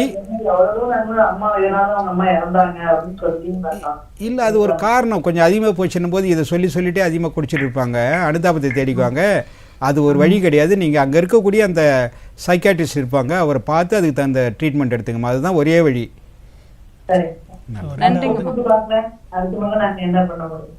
அதுக்கு 2 விதமாக பார்க்கலாமா. அவங்க ஏற்கனவே அவங்க சொன்ன மாதிரி அவங்க மனைவி தற்கொலை பண்ணி இறந்து போகிற அளவுக்கு போயிருக்கு அப்படின்னா, பிள்ளைகள் 18 வயசுல இருக்கிற பிள்ளைங்க பண்ணுறாங்க. இப்போ பசங்க அம்மாவும் இறந்துட்டாங்க, அப்பாவும் இறந்துட்டாங்க. அப்பா இருக்காங்க, அப்பாவும் குடிக்கிறாரு. அவரை பத்தி யாரும் கேட்கல. அம்மா இறந்துட்டாங்க, இந்த பசங்களும் குடிக்கிறாங்க. சரி, ரைட். ஸோ நம்ம ஏற்கனவே சொன்ன மாதிரி ஒரு குடும்பத்தில் பரம்பரையாக வரக்கூடியது சுகர் பிபி மட்டும் கிடையாது, இந்த குடிப்பழக்கம் சார்ந்த ஒரு விஷயமே. ஸோ இந்த கேஸ், இந்த ப்ராப்ளத்தில் பார்த்தீங்கன்னா அவங்களோட அப்பா இன்னமும் குடிச்சிக்கிட்டு இருக்காரு. அது மரபணு ரீதியாகவும் வரலாம். 2வது அவரை பார்த்து அவங்களுக்கு அது தவறான ஒரு உதாரணமாக எடுத்துக்கிட்டு இந்த மாதிரி குழந்தைகள் இந்த பழக்கத்துக்குள்ளே போகிறது. 2வது இந்த குழந்தைங்களுக்கு வயசு எப்படி இருக்குன்றதை பொறுத்து தான் தீர்மானிக்க முடியும். உதாரணத்துக்கு 18 வயசுக்கும் கம்மியாக இருக்கிற ஒரு குழந்தை நம்ம உட்காந்து நம்ம எடுத்த உடனே அட்வைஸ் பண்ணாமல் அவங்க என்ன காரணத்துக்காக எடுக்கிறாங்க, அந்த எந்த மாதிரி நபர்களோடு அவங்க பழகிறாங்க, அது ரொம்ப முக்கியம் இந்த இளம் வயதினர்கிட்டன்றது. ஸோ அந்த பழகிற அந்த சமுதாயத்திலேருந்து அவங்களுக்கு கொஞ்சம் தனித்து பிரித்து எடுத்து, சரி இந்த மாதிரி அவங்க சொல்லியும் அவங்க கேட்க மாட்டாங்க, நம்ம சொல்லி அவங்க கண்டிப்பா. ஸோ இதுதான் இந்த வயதில் நம்ம காமனாக பார்ப்போம். சமுதாயத்தில் மற்றவங்க கொடுக்குற ஒரு ப்ரெஷர்னாலையும் வேற ஒருத்தவங்களை தவறான ஒரு உதாரணத்துக்காக எடுத்துக்கிட்டு அதை பார்த்து நானும் முயற்சி பண்ணுறேன்ற விஷயங்கள். ஸோ அந்த மாதிரி இளைஞர்கள்கிட்ட எடுத்த உடனே நீ போதைப் பொருள் தான் எடுத்துகிட்டு இருக்கிற அப்படின்னு சொல்லி சண்டை போடுறது ஒரு மாதிரி அடல்ட்டுக்கு பெரியவங்களுக்கு பண்ணுற மாதிரி பண்ண முடியாது. ஏன்னா அந்த இளைஞர்கள்கிட்ட முதல்ல நம்ம நல்ல உறவு கொண்டு வந்தால் தான் அவன் நம்ம சொல்கிறதே கேட்பான். ஸோ எனக்கு ஒரு பெரியவங்க கிட்ட சிகிச்சை பண்ணுறது ரொம்ப ஈஸி. ஒரு டீனேஜ் பையன் கிட்ட வந்திருந்தான் அப்படின்னா முதல் நாள் 1 நீ போய் குடிக்காத அப்படின்ற விஷயத்த தலைப்பு எடுத்து பேசக்கூடாது. அவன் நம்மளை நம்பணும், அவனுக்காக நம்ம இருக்கிறோம், அவன் மேலே அக்கறை காட்டுறோன்ற சில உறவு முறைகள் முதல்ல ரேப்போன்னு சொல்லுவோம். அவங்க நம்பி நம்ம கிட்ட மனசு விட்டு பேசுகிற சூழ்நிலையை உண்டாக்கிட்டாலே அவங்க முன் வந்து பேச ஆரம்பிப்பாங்க. நம்ம அவங்களை அவமானப்படுத்துறதுனாலையோ தனித்து வைக்கிறதுனாலையோ இதில் முழுசாக வெளியே வர முடியாது. அப்படி அவங்களா விருப்பப்பட்டு வர்ற பட்சத்தில் சார் சொன்ன மாதிரி மனநல மருத்துவத்துறையில் போயிட்டு நீங்கள் சிகிச்சை எடுக்கலாம். அப்படி இல்லை அப்படின்னா 18 வயசுக்கு கம்மியாக இருக்கிறவங்களுக்கு இந்த சைல்டு வெல்ஃபேர் கமிஷன் சொல்லுவோம். அவங்க மூலமாக நம்ம அப்ரோச் பண்ணி அவங்க விருப்பப்படவே இல்லைனாலுமே அவங்களுடைய உதவி மூலமாக அவங்களுக்கு 18 வயசுக்கு கம்மியாக இருக்கிறவங்களுக்குன்னு சில சிகிச்சை மையங்கள் சென்னை செங்கல்பட்டில் இருக்குது. ஸோ அவங்கள அங்கே அவங்களுடைய சட்ட ரீதியாக அந்த குழந்தைகள் சைல்டு வெல்ஃபேர் கமிஷன் மூலமாக நம்ம அப்ரோச் பண்ணி அவங்களுடைய ஆர்டர் வாங்கிட்டு நம்ம டைரெக்டாக அங்கே போய் அவங்களையும் அட்மிட் பண்ணி சிகிச்சை பண்ண முடியும். நன்றிங்கம்மா, இணைப்பில் வந்ததுக்கு நன்றி. சார் நீங்கள் நம்ம குடும்பத்தை பற்றி சொல்ல ஆரம்பித்தோம், நீங்கள் அதே தான் இப்போ திரும்ப வந்து, அதாவது குடிநோயாளிகளை விட பார்த்தீங்கன்னா அதிக பாதிக்கப்படக்கூடியவர்கள் அந்த குடும்பத்தில் உள்ள உறுப்பினர்கள், குறிப்பாக மனைவி மற்றும் பிள்ளைகள். மனைவி நான் ஏற்கனவே சொல்ல இது வந்து கோ டிபெண்டன்சி, இது ஃபேமிலி டிசிஷன் சொன்னான். அவருக்கு எந்த மாதிரியான பிரச்சனை இருக்கிறதோ உடல் ரீதியாக, மன ரீதியாக, குடும்ப ரீதியாக, பொருளாதார ரீதியாக, மதிப்பு மரியாதை, அது அத்தனையுமே பார்த்தும்போது குடும்பத்தினங்க அத்தனை பேருமே இருக்கும். இதனால பிள்ளைகள் அதிகமாக பாதிக்கப்படுறதுன்னா நல்லா படிக்கிற பிள்ளைங்க ஒழுங்காக படிக்காது, எதிர்த்து பேசினவங்க மாதிரி அந்த தந்தையை பார்த்து பிள்ளைகளும் கத்துக்கறாங்க. அதுக்கு ஒரே வழி பார்த்தீங்கன்னா பெற்றோர்கள் முன்மாதிரியாக இருக்கணும். பெரும்பாலான குழந்தைகள் அந்த சின்ன வயசில் பார்த்தீங்கன்னும் போது பெற்றோர்கள் முன்மாதிரியாக வச்சு தான் வளர்கிறாங்க. நிச்சயமா பெற்றோர்கள் நல்ல பழக்க வழக்கங்கள் நல்ல குணாதிசயங்கள் இருக்கிற மாதிரி தான் கண்டிப்பாக அந்த பிள்ளைங்களுக்கும் நம்ம சொல்லிக் கொடுக்க வேண்டிய அவசியமே இல்லை. பெற்றோர்கள் பார்த்தே அந்த குழந்தைங்க என்ன பண்ணான்னு கேட்டால் கற்றுக்குவாங்க. ஆக முக்கியமானது என்னன்னு கேட்டால் இப்போ பல பேஷண்ட்டு சொல்லுவாங்க, எங்கள் அப்பா வாங்கி அந்த வச்சுட்டு ஃப்ரிட்ஜில் வச்சுட்டு குடிப்பார், நான் இருப்பேன் பார்ப்பேன், அது எப்படி தான் இருக்குதுன்னு பார்க்குறதுக்காக ஒரு க்யூரியாசிட்டி. நான் கொஞ்சம் குடிச்சு பார்த்தேன், அப்புறம் கொஞ்சம் இருந்தது, அப்புறம் படிப்படியாக ஆகிட்டேன். காரணம் கேட்டால் ஒரு பெற்றோர் வந்து அவர் முன்மாதிரியாக இல்லை, வீட்டுக்கு வந்து வாங்கி அந்த குடிக்கிற போது அதை பார்த்து அதை தெரிஞ்சுக்கணுன்ற ஆசை இருக்குது. இன்னும் ஒரு சில பெற்றோர்கள் பிள்ளைங்கிட்ட கொடுத்து பார்லேருந்து வாங்கிட்டு வர சொல்லுவாங்க, அது எப்படி தான் இருக்குதுன்னு பார்க்கறதுக்காக அவனும் முயற்சி பண்ணுவான். அதே மாதிரி பார்த்தீங்கன்னா பியர் ப்ரெஷர்னு சொல்லுவாங்க, நண்பர்கள் வற்புறுத்தல் பண்ணுவான், சும்மா குடிச்சு பாடுறா இந்த வயசில் சும்மாடா என்னதான் பார்ப்போம் அந்த மாதிரி சும்மா குடி என்னும் போது அவன் என்ன பண்ணுவான், ஒரு தடவை பண்ணுவான், 2 தடவை பண்ணுவான், 3வது அது என்னன்னு கேட்டனா அது பழக்கமாக மாறிடும், படிப்படியாக பழக்கமாக மாறிடும். அப்போ அதுலேருந்து வெளில வர முடியாது. ஆக குடும்பம்ன்றது ரொம்ப ரொம்ப முக்கியம். பெரும்பாலும் நாங்களுக்கு நோயாளிகளுக்கு எந்த அளவுக்கு நம்ம சிகிச்சை கொடுக்கணுமோ மனநல சிகிச்சை அதே அளவு பார்த்தும் போது மனைவிமார்களுக்கும் பிள்ளைங்களுக்கு ஆகும். இதுக்காகவே ஸ்பெஷல் ப்ரோக்ராம் நாங்கள் ஒவ்வொரு வாரமும் புதன்கிழமையும் சனிக்கிழமையும் இந்த family counselling and family therapy முழுக்க அவங்க கணவனை பற்றி புரிஞ்சுக்கணும். இது ஒரு நோய் தான்றதை முதல்ல அவங்க புரிஞ்சுக்கணும். அவர் தொடர்ந்து அவர் குடிக்காமல் இருப்பதற்கு மனைவின்ற முறையில் நான் எப்படி அவருக்கு சப்போர்ட்டாக இருக்கணும், அப்பா என்ற முறைக்கு நான் எப்படி சப்போர்ட்டாக இருந்தால் எங்கள் அப்பா வருவார். ஆகவே இந்த குடி நோயாளி வெளியில் வர வேண்டும் என்றால் அவருடைய முயற்சி மட்டும் பத்தாது, குடும்பம் மற்றும் சிகிச்சை நிலையம் இது ரெண்டும் சப்போர்ட் பண்ணாதான் அவர் முழுமையாக அந்த குடி நோயிலிருந்து வெளியில் கொண்டு வர முடியும். அதுக்காக ஃபேமிலிக்கும் அதை நாங்கள் முக்கியத்துவம் அதே அளவு முக்கியத்துவம் அவங்களுக்கு கொடுப்போம். ரொம்ப அழகாக சொன்னீங்க சார்.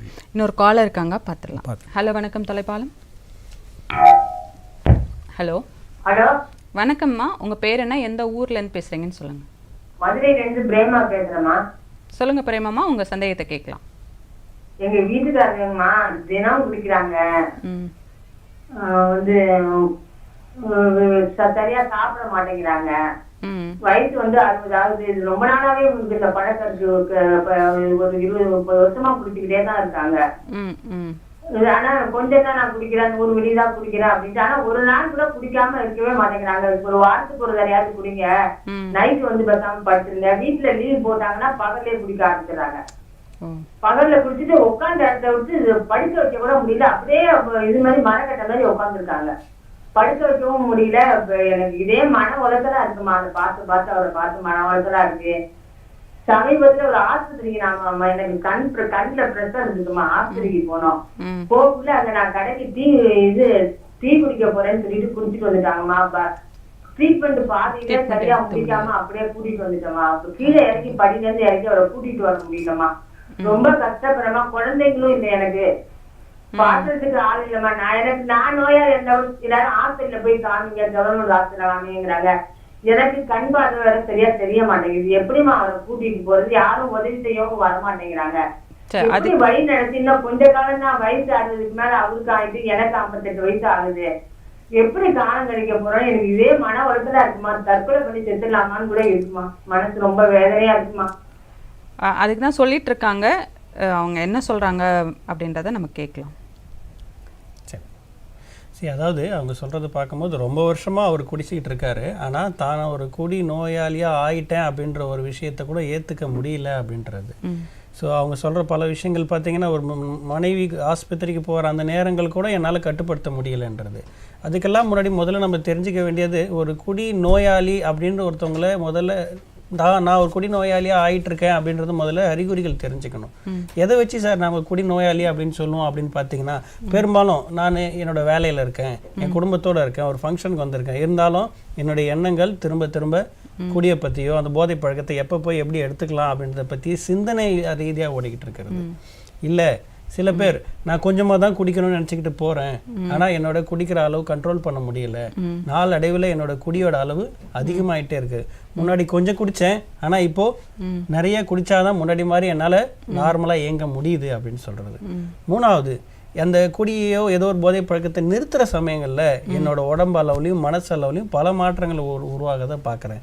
உதாரணத்துக்கு, எனக்கு தூக்கம் வர மாட்டேங்குது, எனக்கு சாப்பாடு சாப்பிட முடியல, ஒரு பதட்டமாகவே இருக்கேன், ரொம்ப வேர்க்குது, கோவம் வருது எனக்கு. இந்த மாதிரி சில அறிகுறிகள் குடியோ போதை உடலை விட்டு வெளியே வரும்போது மாறுதல் ஏற்படுதுன்னா அது முக்கியமான ஒரு அறிகுறி. அவங்க குடிப்பழக்கத்துக்கோ அந்த போதை பழக்கத்துக்கோ அடிமையாகிட்டு வராங்கன்றது.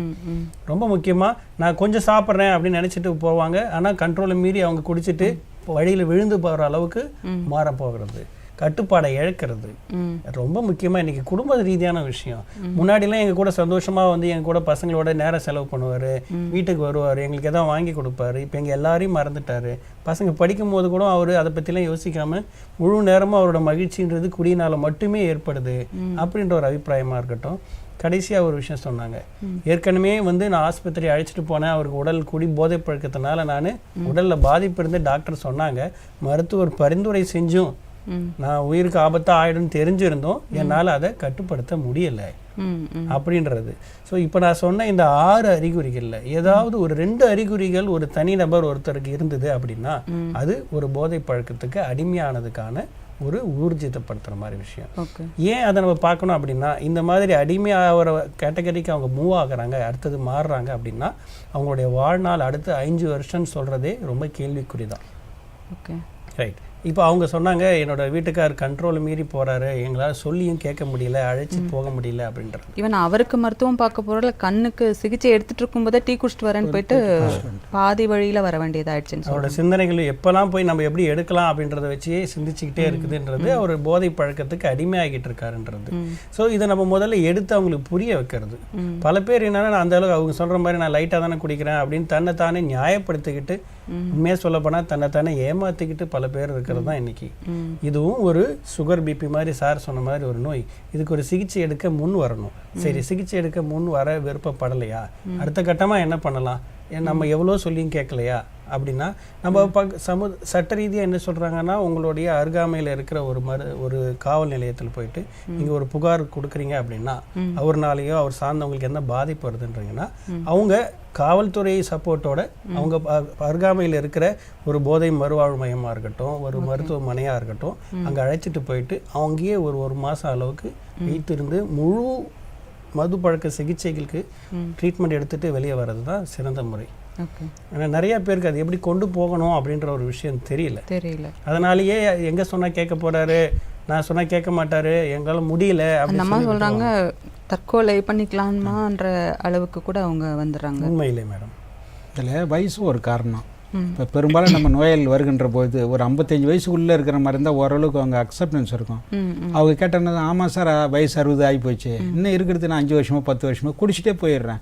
அவங்கள எப்படியும் பார்த்தீங்கன்னா எந்த கவுன்சிலிங் அவங்க கட்டுப்பட மாட்டாங்க. வயசும் ஒரு ஃபேக்டர், ஏஜ் ஒரு ஃபேக்டர். ஓகே சார், தொடர்ந்து பேசலாம் சார். இன்னொரு காலர் இருக்காங்க, பார்த்துடலாம். ஹலோ, வணக்கம் தொலைப்பாலம். ஹலோ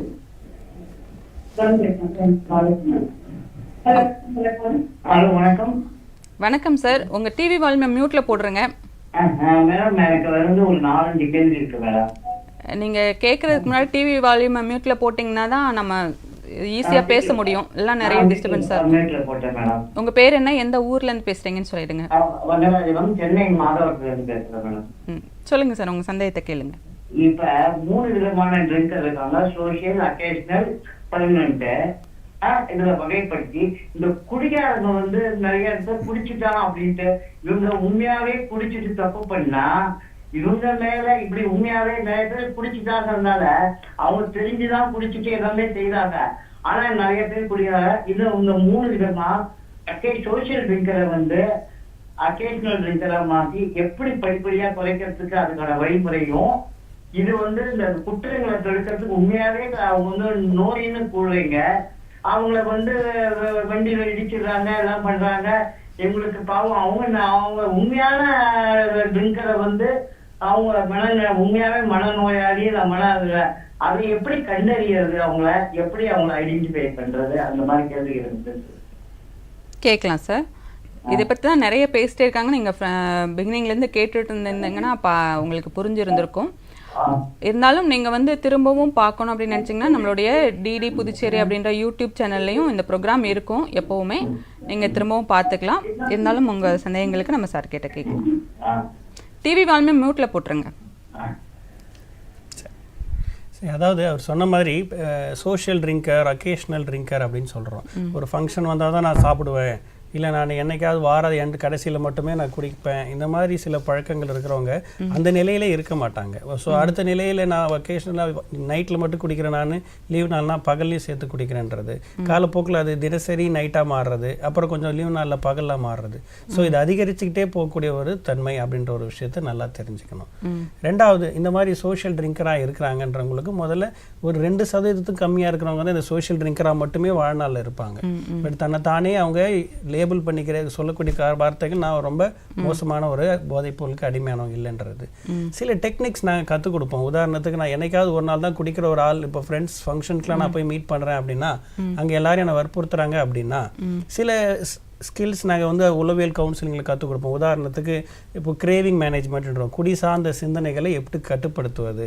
உதாரணத்துக்கு அந்த இடத்துக்கு நாங்கள் போகிறீங்களா, போகிறதுக்கு முன்னாடியே உங்கள் வயிறு ஃபுல்லாக உணவு எடுத்துக்கோங்க, எதுவும் முடியலையா ஒரு 2 லிட்டர் தண்ணியாவது குடிங்க. ஏன்னா வெறும் வயிறோட பசியோடு இருக்கும்போது குடிக்கணுன்ற தாகமோ தேவையோ அதிகமாக இருக்கும். அப்படியும் மீறி தோணுதா உடனே குடிக்காதீங்க, கொஞ்சம் ஒரு 1 மணி நேரம் 2 மணி நேரம் தள்ளி போடுங்க. ஸோ அந்த நேரங்களில் உங்களுக்கு குடிக்காத சில நண்பர்கள் யாராவது இருக்காங்களா, ஒரு சூழ்நிலை உங்கள் குடும்பத்தோடு சேர்ந்து இருங்க, அந்த நபர்களோடு இருந்து கொஞ்சம் குடிக்கிறது பற்றின சிந்தனையிலேருந்து கொஞ்சம் டைவர்ட் பண்ண முயற்சி பண்ண ஆரம்பிக்கிறது. சில பேருக்கு சில மூச்சு பயிற்சிகள் அந்த நேரங்களில் பண்ணும்போது அவங்க குடி பற்றின எண்ணங்கள் கொஞ்சம் குறைய ஆரம்பிக்கும். இது ஒரு விதமான டெக்னிக்ஸாக இருந்தாலுமே இந்த மாதிரி குடிப்பழக்கத்தில் இருக்கிறவங்களுக்கும் சில மருத்துவங்கள் சிகிச்சைகள் இருக்குது. உதாரணத்துக்கு நான் வார கடைசியில் மட்டும்தான் நான் குடிப்பேன் அப்படின்னு இருக்கிறவங்களுக்கு வார கடைசியில் மட்டும் போடுறதுக்குன்னு சில மருந்துகள் இருக்குது. அதை எடுத்துக்கொள்ளும் பொருட்டு அவங்க அந்த சூழ்நிலைக்கே போனாலுமே அவங்க குடித்தாலுமே அவங்களுக்கு எனக்கு முழுசாக முன்னாடி மாதிரி போதை ஏற வரல, அப்படியே குடித்தாலும் எனக்கு மேற்கொண்டு குடிக்கணும்னு தோணலை அப்படின்னு கண்ட்ரோல்டு ட்ரிங்கிங் சொல்லுவோம். சில பேர் நான் முழுசாக நிறுத்த விருப்பம் இல்லை, ஆனால் கண்ட்ரோல்டாவது நான் கொஞ்சம் இருக்கணும், வார கடைசியில் மட்டும் இருப்பேன் அப்படின்னு இருக்கிறவங்களுக்கு நம்ம முடிஞ்ச வரைக்கும் நிறுத்த அறிவுரை சொல்லியும் அவங்க கேட்கலன்ற பட்சத்தில் இந்த மாதிரி சில சிகிச்சை முறைகள், அதாவது மருத்துவ முறைகள் குடிப்பழக்கத்துக்கும் எந்த போதை பழக்கத்துக்கும் ஒரு மருந்து மட்டும் கிடையாது, இதுக்குன்னு சார்ந்த ஒரு 25 விதமான மருந்துகள் இருக்குது.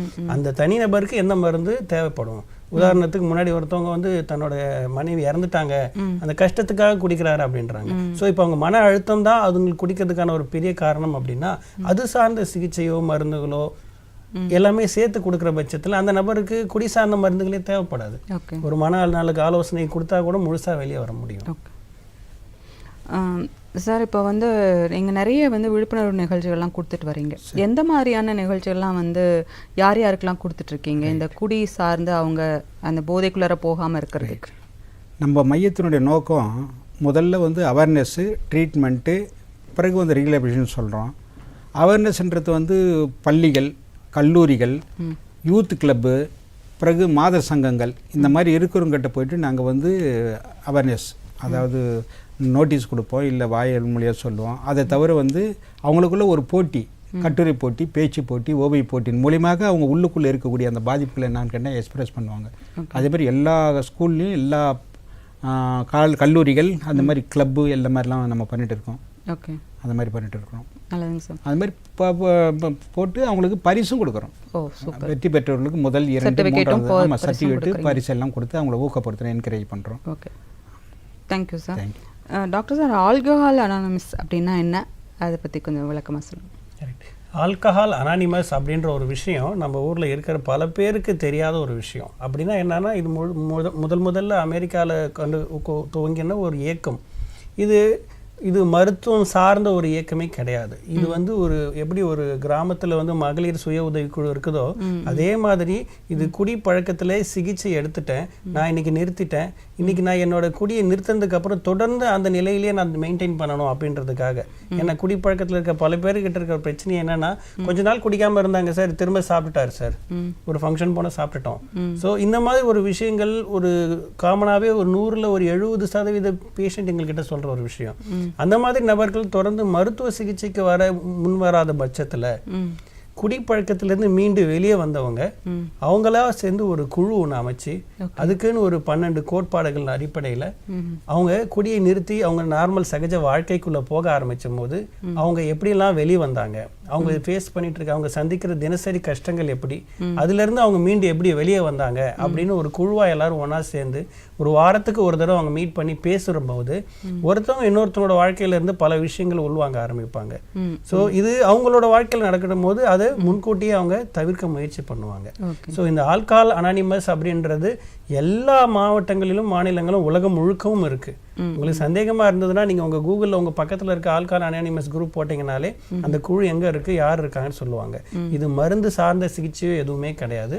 நான் விருப்பப்படுறேன், ஆனால் எனக்கு சப்போர்ட் பண்ணுறதுக்கு என்ன சார்ந்த என்ன மாதிரியே பாதிக்கு உள்ளான சில நபர்களுடைய ஒரு சப்போர்ட் மூலமாக நான் முழுசாக வெளியே வர முடியும் அப்படின்றது. இந்த குழு உலகம் ஃபுல்லாக இருக்குன்னு சொல்லும் போது இது முற்றிலுமாக இலவசமாக கொடுக்கக்கூடிய ஒரு சிகிச்சை. அதனால் இது நிறைய பேர் இந்த மாதிரி ஒரு அக்கேஷ்னல் ட்ரிங்கராக இருக்கேன், சோஷியல் ட்ரிங்கராக இருக்கிறேன், நான் கொஞ்சம் வெளியே வரணும் அப்படின்ற பட்சத்தில் விரும்புகிறவங்க நிறைய பேர் பக்கத்தில் இருக்கிற ஒரு ஆல்கஹால் அனானிமஸ் குரூப் எங்கே இருக்குன்றதை நீங்களாக நெட்டில் கூட போட்டு சர்ச் பண்ணி பாருங்கள். ஸோ அவங்கள முதல்ல அப்ரோச் பண்ணிவிட்டு அவங்களோட மீட்டிங்கை அட்லீஸ்ட் ரெகுலராக போய் அட்டன் பண்ண சொல்லுங்கள். அங்கே போய் உட்காரும் போது தான் தெரியும் நம்ம வாழ்க்கையில் நடந்த ஒரு விஷயம் அவங்களுக்கு வாழ்க்கையில் நடந்திருக்கு, அவங்க எப்படி வெளியே வந்தாங்க அப்படின்ற ஒரு விஷயம். ஸோ அவங்களுக்கு நான் நோயாளின்ற ஒரு இந்த லெவல் அந்த மாதிரி ஒரு கலங்கம் இல்லாமல் நானும் ஒரு சகஜமான ஒரு மனுஷன், என்னாலையும் வெளியே வர முடியுன்ற தன்னம்பிக்கை கொடுக்குற ஒரு சிகிச்சை முறை.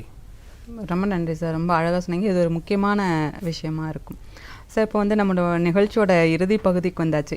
நீங்கள் நிறைய சொன்ன விஷயங்கள் எல்லாமே விழிப்புணர்வு விஷயங்கள் தான் அப்படின்னா கூட நீங்கள் உங்களுடைய சார்பாக நீங்கள் சொல்ல வேண்டிய அறிவுரை நீங்கள் என்ன சொல்லுங்கள்? அதாவது குறிப்பாக பார்த்தீங்கன்னா இப்போ இளைஞர்கள் தான் டாக்டர் சொன்ன மாதிரி இப்போ இளைஞர்கள் தான் பார்த்தீங்கன்னா மிக காட்டுத்தீ மாதிரி அதிகமாக பரவிட்டே வருது அவங்ககிட்ட இந்த போதைப் பொருள் பழக்கம். அது சொல்ல வேண்டியது என்னென்னு கேட்டால் இளமை பருவம் என்பது ரொம்ப ரொம்ப முக்கியமான பருவம். ஏன்னா பிற்காலத்தில் எப்படி இருக்க போகிறான்றத முடிவு பண்ணுறது இளமை பருவம் தான். அந்த சமயத்தில் இளமைனாலே படிப்பு, நல்ல ஒழுக்கம், நல்ல விளையாட்டு அந்த மாதிரி இருக்க வேண்டிய பருவம். அந்த பருவத்தில் தீய சேர்க்கைகள் மூலியமாகவோ யாரோ ஒருத்தன் சொல்கிற வதந்தியை பார்த்தோ கொஞ்சம் குடித்தா தப்பு இல்லைன்ற மாதிரி நான் கேட்டேன்னா அவனை டெம்டேஷன் பண்ணி நான் கேட்டேன் குடிக்க வச்சுருவாங்க. ஆனால் பிற்காலத்தில் மலர்ந்து மனம் வீச போகின்ற அந்த பருவம், மொட்டாக இருக்கக்கூடிய பருவம், போதை அரக்கன் என்கின்ற அந்த தீம் பக்கம் போனால் கண்டிப்பாக நான் கேட்டேன் மொட்டிலே நம்ம என்ன கேட்டால் கருகி சாம்பலாகிடும். ஆகவே இளைஞர்கள் கண்டிப்பாக இதை புரிஞ்சுக்கணும். நம்ம பாதுகாத்து கொள்ள வேண்டிய நாம தான் பாதுகாத்துக்கணும். அந்த மாதிரி ஒரு சூழ்நிலை ஏற்படுகிறத தயவு செய்து அது தள்ளி தான் இருக்கணும், வழியே இருக்க வேண்டும். அதான் என்னுடைய ஹம்பிள். ரெண்டாவது பார்த்தீங்கன்னும் போது பெற்றோர்களும் நான் ஏற்கனவே சொன்ன மாதிரி முன்மாதிரியாக இருந்தாங்க பிள்ளைகள் வந்து தவறி போக மாட்டாங்க.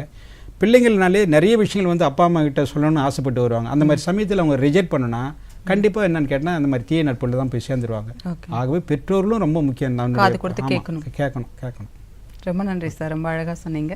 டாக்டர் சார் நீங்கள் சொல்ல விரும்புகிறத நீங்கள் சொல்லுங்கள் சார். சார் இறுதியாக சொல்ல, நாங்கள் ஒரு மருத்துவராக இருந்து நாங்கள் எங்ககிட்ட வர்ற பேஷண்ட்ஸ் பல நேரங்களில் எங்ககிட்ட வரும்போதே பார்த்தீங்கன்னா ஒரு சுகர்னாலேயோ மஞ்சள் காமாலையோ முத்தி போன நிலைமையில தான் அன்னைக்கு வரும்போது தான் அப்போ முதல்ல அவங்க குடிப்பழக்கம் இருந்ததுன்ற ஒரு விஷயமும் அதுக்கு சிகிச்சை எடுக்க வர்றவங்க தான் பெரும்பாலான பேராக இருக்காங்க. அதாவது அந்த குடிநோய்க்காக யாரும் வர்றது ரொம்ப ரொம்ப கம்மியானவங்களாக இருக்கிறாங்க. அதை சார்ந்த ஒரு காம்ப்ளிகேஷன் விளைவுகள் வரும்போது தான் முன்னோக்கி வந்து சிகிச்சை எடுக்க விரும்புகிறாங்க.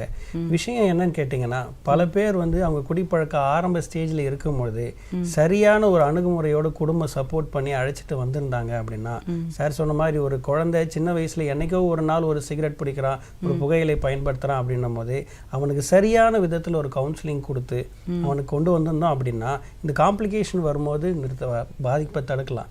ஏன் காரணம் சொல்கிறேன்னா நிறைய பேர் பார்த்தீங்கன்னா இப்போ நான் குடிக்கிறேன் டாக்டர், நான் வந்து சுகர் மாத்திரை நிறுத்திட்டேன், குடித்தா சுகர் மாத்திரை போடக்கூடாதுன்னு சொல்லிட்டாங்க, லோ சுகர் ஆகிடும்னு, குடிச்சா வந்து என்னோட வலிப்பு மாத்திரை போட மாட்டேன், பிபி மாத்திரை போட மாட்டேன்னு சொல்லுவாங்க.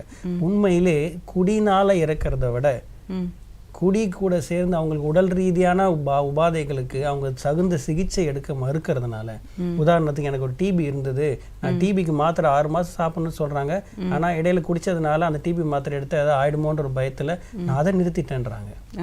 ஸோ விளைவுகளை நினச்சி பயந்து உடல் ரீதியான ஒரு சிகிச்சையே பல நேரங்களில் ஆரம்பிக்கிறதே கிடையாது. ஸோ உயிர் பாதிப்பு அப்படின்றது குடினால் வர்றது கொஞ்சம் லேட் ஆகலாம், பட் அவங்க உடல் சார்ந்த ஒரு சிகிச்சையை முன்வைத்து அவங்க குடும்பத்தில் இருக்கவங்க அதுக்கு முதல்ல முக்கியத்துவம் கொடுக்கணும். ஒரு நல்ல ஒரு ஆலோசனை மூலமாகவும் நல்ல ஒரு மருத்துவ சிகிச்சை ரொம்ப முக்கியம். ஏதோ ஒரு டிஎடிக்ஷன், அது அரசு அங்கீகாரம் இல்லாத ஒரு மது போதை இடத்துல போயிட்டு ஒரு லாக் பண்ணி வைக்கிறதுனாலையோ 3 வேளை சாப்பாடு போட்டு வைக்கிறதுனால மட்டுமே முழுசாக வெளியே வர முடியாது. இப்போ சார் சொல்கிற மாதிரி ஒரு அரசு அங்கீகாரம் பெற்ற ஒரு இடம், அந்த இடத்துல ஒரு மருத்துவர் இருக்காங்க, உளவியல் ஆலோசகர்கள் இருக்காங்க, செவிலியர்கள் இருக்காங்க, தகுந்த சிகிச்சை கிடைக்கிறது, அந்த மாதிரி இடத்துல கொண்டு போய் வச்சிருந்து கரெக்டான சிகிச்சை முறை கொண்டு போனால் 100ல் 90% பேர் வெளியே வர வாய்ப்புகள் உண்டு. அதையும் மீறி எப்பயோ ஒரு நாள் திரும்ப குடிச்சிட்டாங்க அப்படின்னா நாங்கள் அதை லேப்ஸ்ன்னு சொல்லுவோம். முதல் தடுமாற்றம் அப்படின்னு சொல்றது. அது பழைய அளவுக்கு குடிக்கிறது கிடையாது. அது அப்படியே விட்டுட்டோம் அப்படின்னா அவங்க பழைய அளவுக்கு குடிக்க ஆரம்பிச்சிருவாங்க. நீ திருந்த மாட்டே, உன்னெல்லாம் கூப்பிட்டு போறது வேஸ்ட், எத்தனை தடவை தான் கூப்பிட்டு போறது அப்படின்ற ஒரு சலிப்புத்தன்மை எல்லாருக்கும் உருவாக ஆரம்பிக்குது. நல்லா புரிஞ்சுக்கணும், ஒருத்தவங்க முதல் தடுமாற்றம் ஆகுறதுன்றது சகஜமான ஒரு விஷயம் இந்த நோயில. அந்த முதல் தடுமாற்றம் வந்த உடனே ஒரு சரியான மருத்துவர்கிட்ட நாள் ஒன்றிலே போய் அழைச்சிட்டு போய் விட்டோம் அப்படின்னா அவங்க உடல் ரீதியான பாதிப்பும் குறையும், அவங்க சீக்கிரம் தன்னம்பிக்கையோட வெளியே வர முடியும், அவங்கள மனசு நோகாம அவங்களோட மனநலமும் வெளியே வர முடியும், சீக்கிரம் அவங்க இயல்பு வாழ்க்கைக்கு போய் நடத்த முடியும். பண ரீதியாகவும் உடல் ரீதியாகவும் மன ரீதியாகவும் ஆரம்ப கட்ட சிகிச்சையிலேயே தடுமாற்றத்திலேயே நம்ம கொண்டு வந்தோம் அப்படின்னா முழுவதுமாக இதுலேருந்து வெளியே வர முடியும். ரொம்ப நன்றி சார். நிறைய விஷயங்கள் வந்து இன்னைக்கு வந்து மக்களுக்காக ஷேர் பண்ணிக்கிட்டீங்க. எனக்கே நிறைய கேள்விகள் இருந்தாலும் வந்து நேயர்களுடைய எல்லா கேள்விகளுக்கும் நம்மளால பதிலளிக்க முடிஞ்சது அப்படின்றது ஒரு பெரிய விஷயம். ரொம்ப நன்றிங்க சார். நன்றி. நன்றி. நேயர்களே, இன்றைக்கு நிகழ்ச்சி வந்து எல்லாருமே பார்க்க வேண்டிய ஒரு விஷயம், அது மட்டும் இல்லை நம்ம எல்லாருமே ஷேர் பண்ண வேண்டிய ஒரு விஷயம். ஏன்னா அவ்வளோ விஷயங்கள் வந்து இன்றைக்கி வந்து டாக்டர்ஸ் 2 பேருமே வந்து சொல்லியிருக்கிறாங்க. அந்த என்ன சொல்கிறது, அவங்க வந்து ஆல்கஹால் அனானிமஸ்னு ஒரு வார்த்தை சொன்னாங்க. இது வரைக்கும் கேட்காத ஒரு வார்த்தை. எத்தனையோ பேர் நம்ம வந்து எப்படியாவது வெளியில் வந்துடணும்னு நினைக்கிறவங்க இன்னுமே இருந்துட்டு தான் இருக்காங்க. அந்த மாதிரி ஆட்கள்லாம் இந்த மாதிரி குரூப்பில் சேர்ந்துட்டு வந்து அவங்க நிச்சயமாக பயன்பெறணும். அதனால் இந்த நிகழ்ச்சியை வந்து நீங்கள் டிடி புதுச்சேரி அப்படின்ற யூடியூப் சேனலில் இருக்கும், நீங்கள் எல்லாருக்குமே வந்து இதை ஷேர் பண்ணணும். அப்போ தான் வந்து எல்லாரும் ஓரளவுக்காவது நம்மளால் வந்து வெளியில் வர முடியும் அப்படின்றத நம்ம பார்க்க முடியும். மீண்டும் அடுத்த ஒரு நிகழ்ச்சியில் சந்திப்போம். அதுவரை நன்றி, வணக்கம்.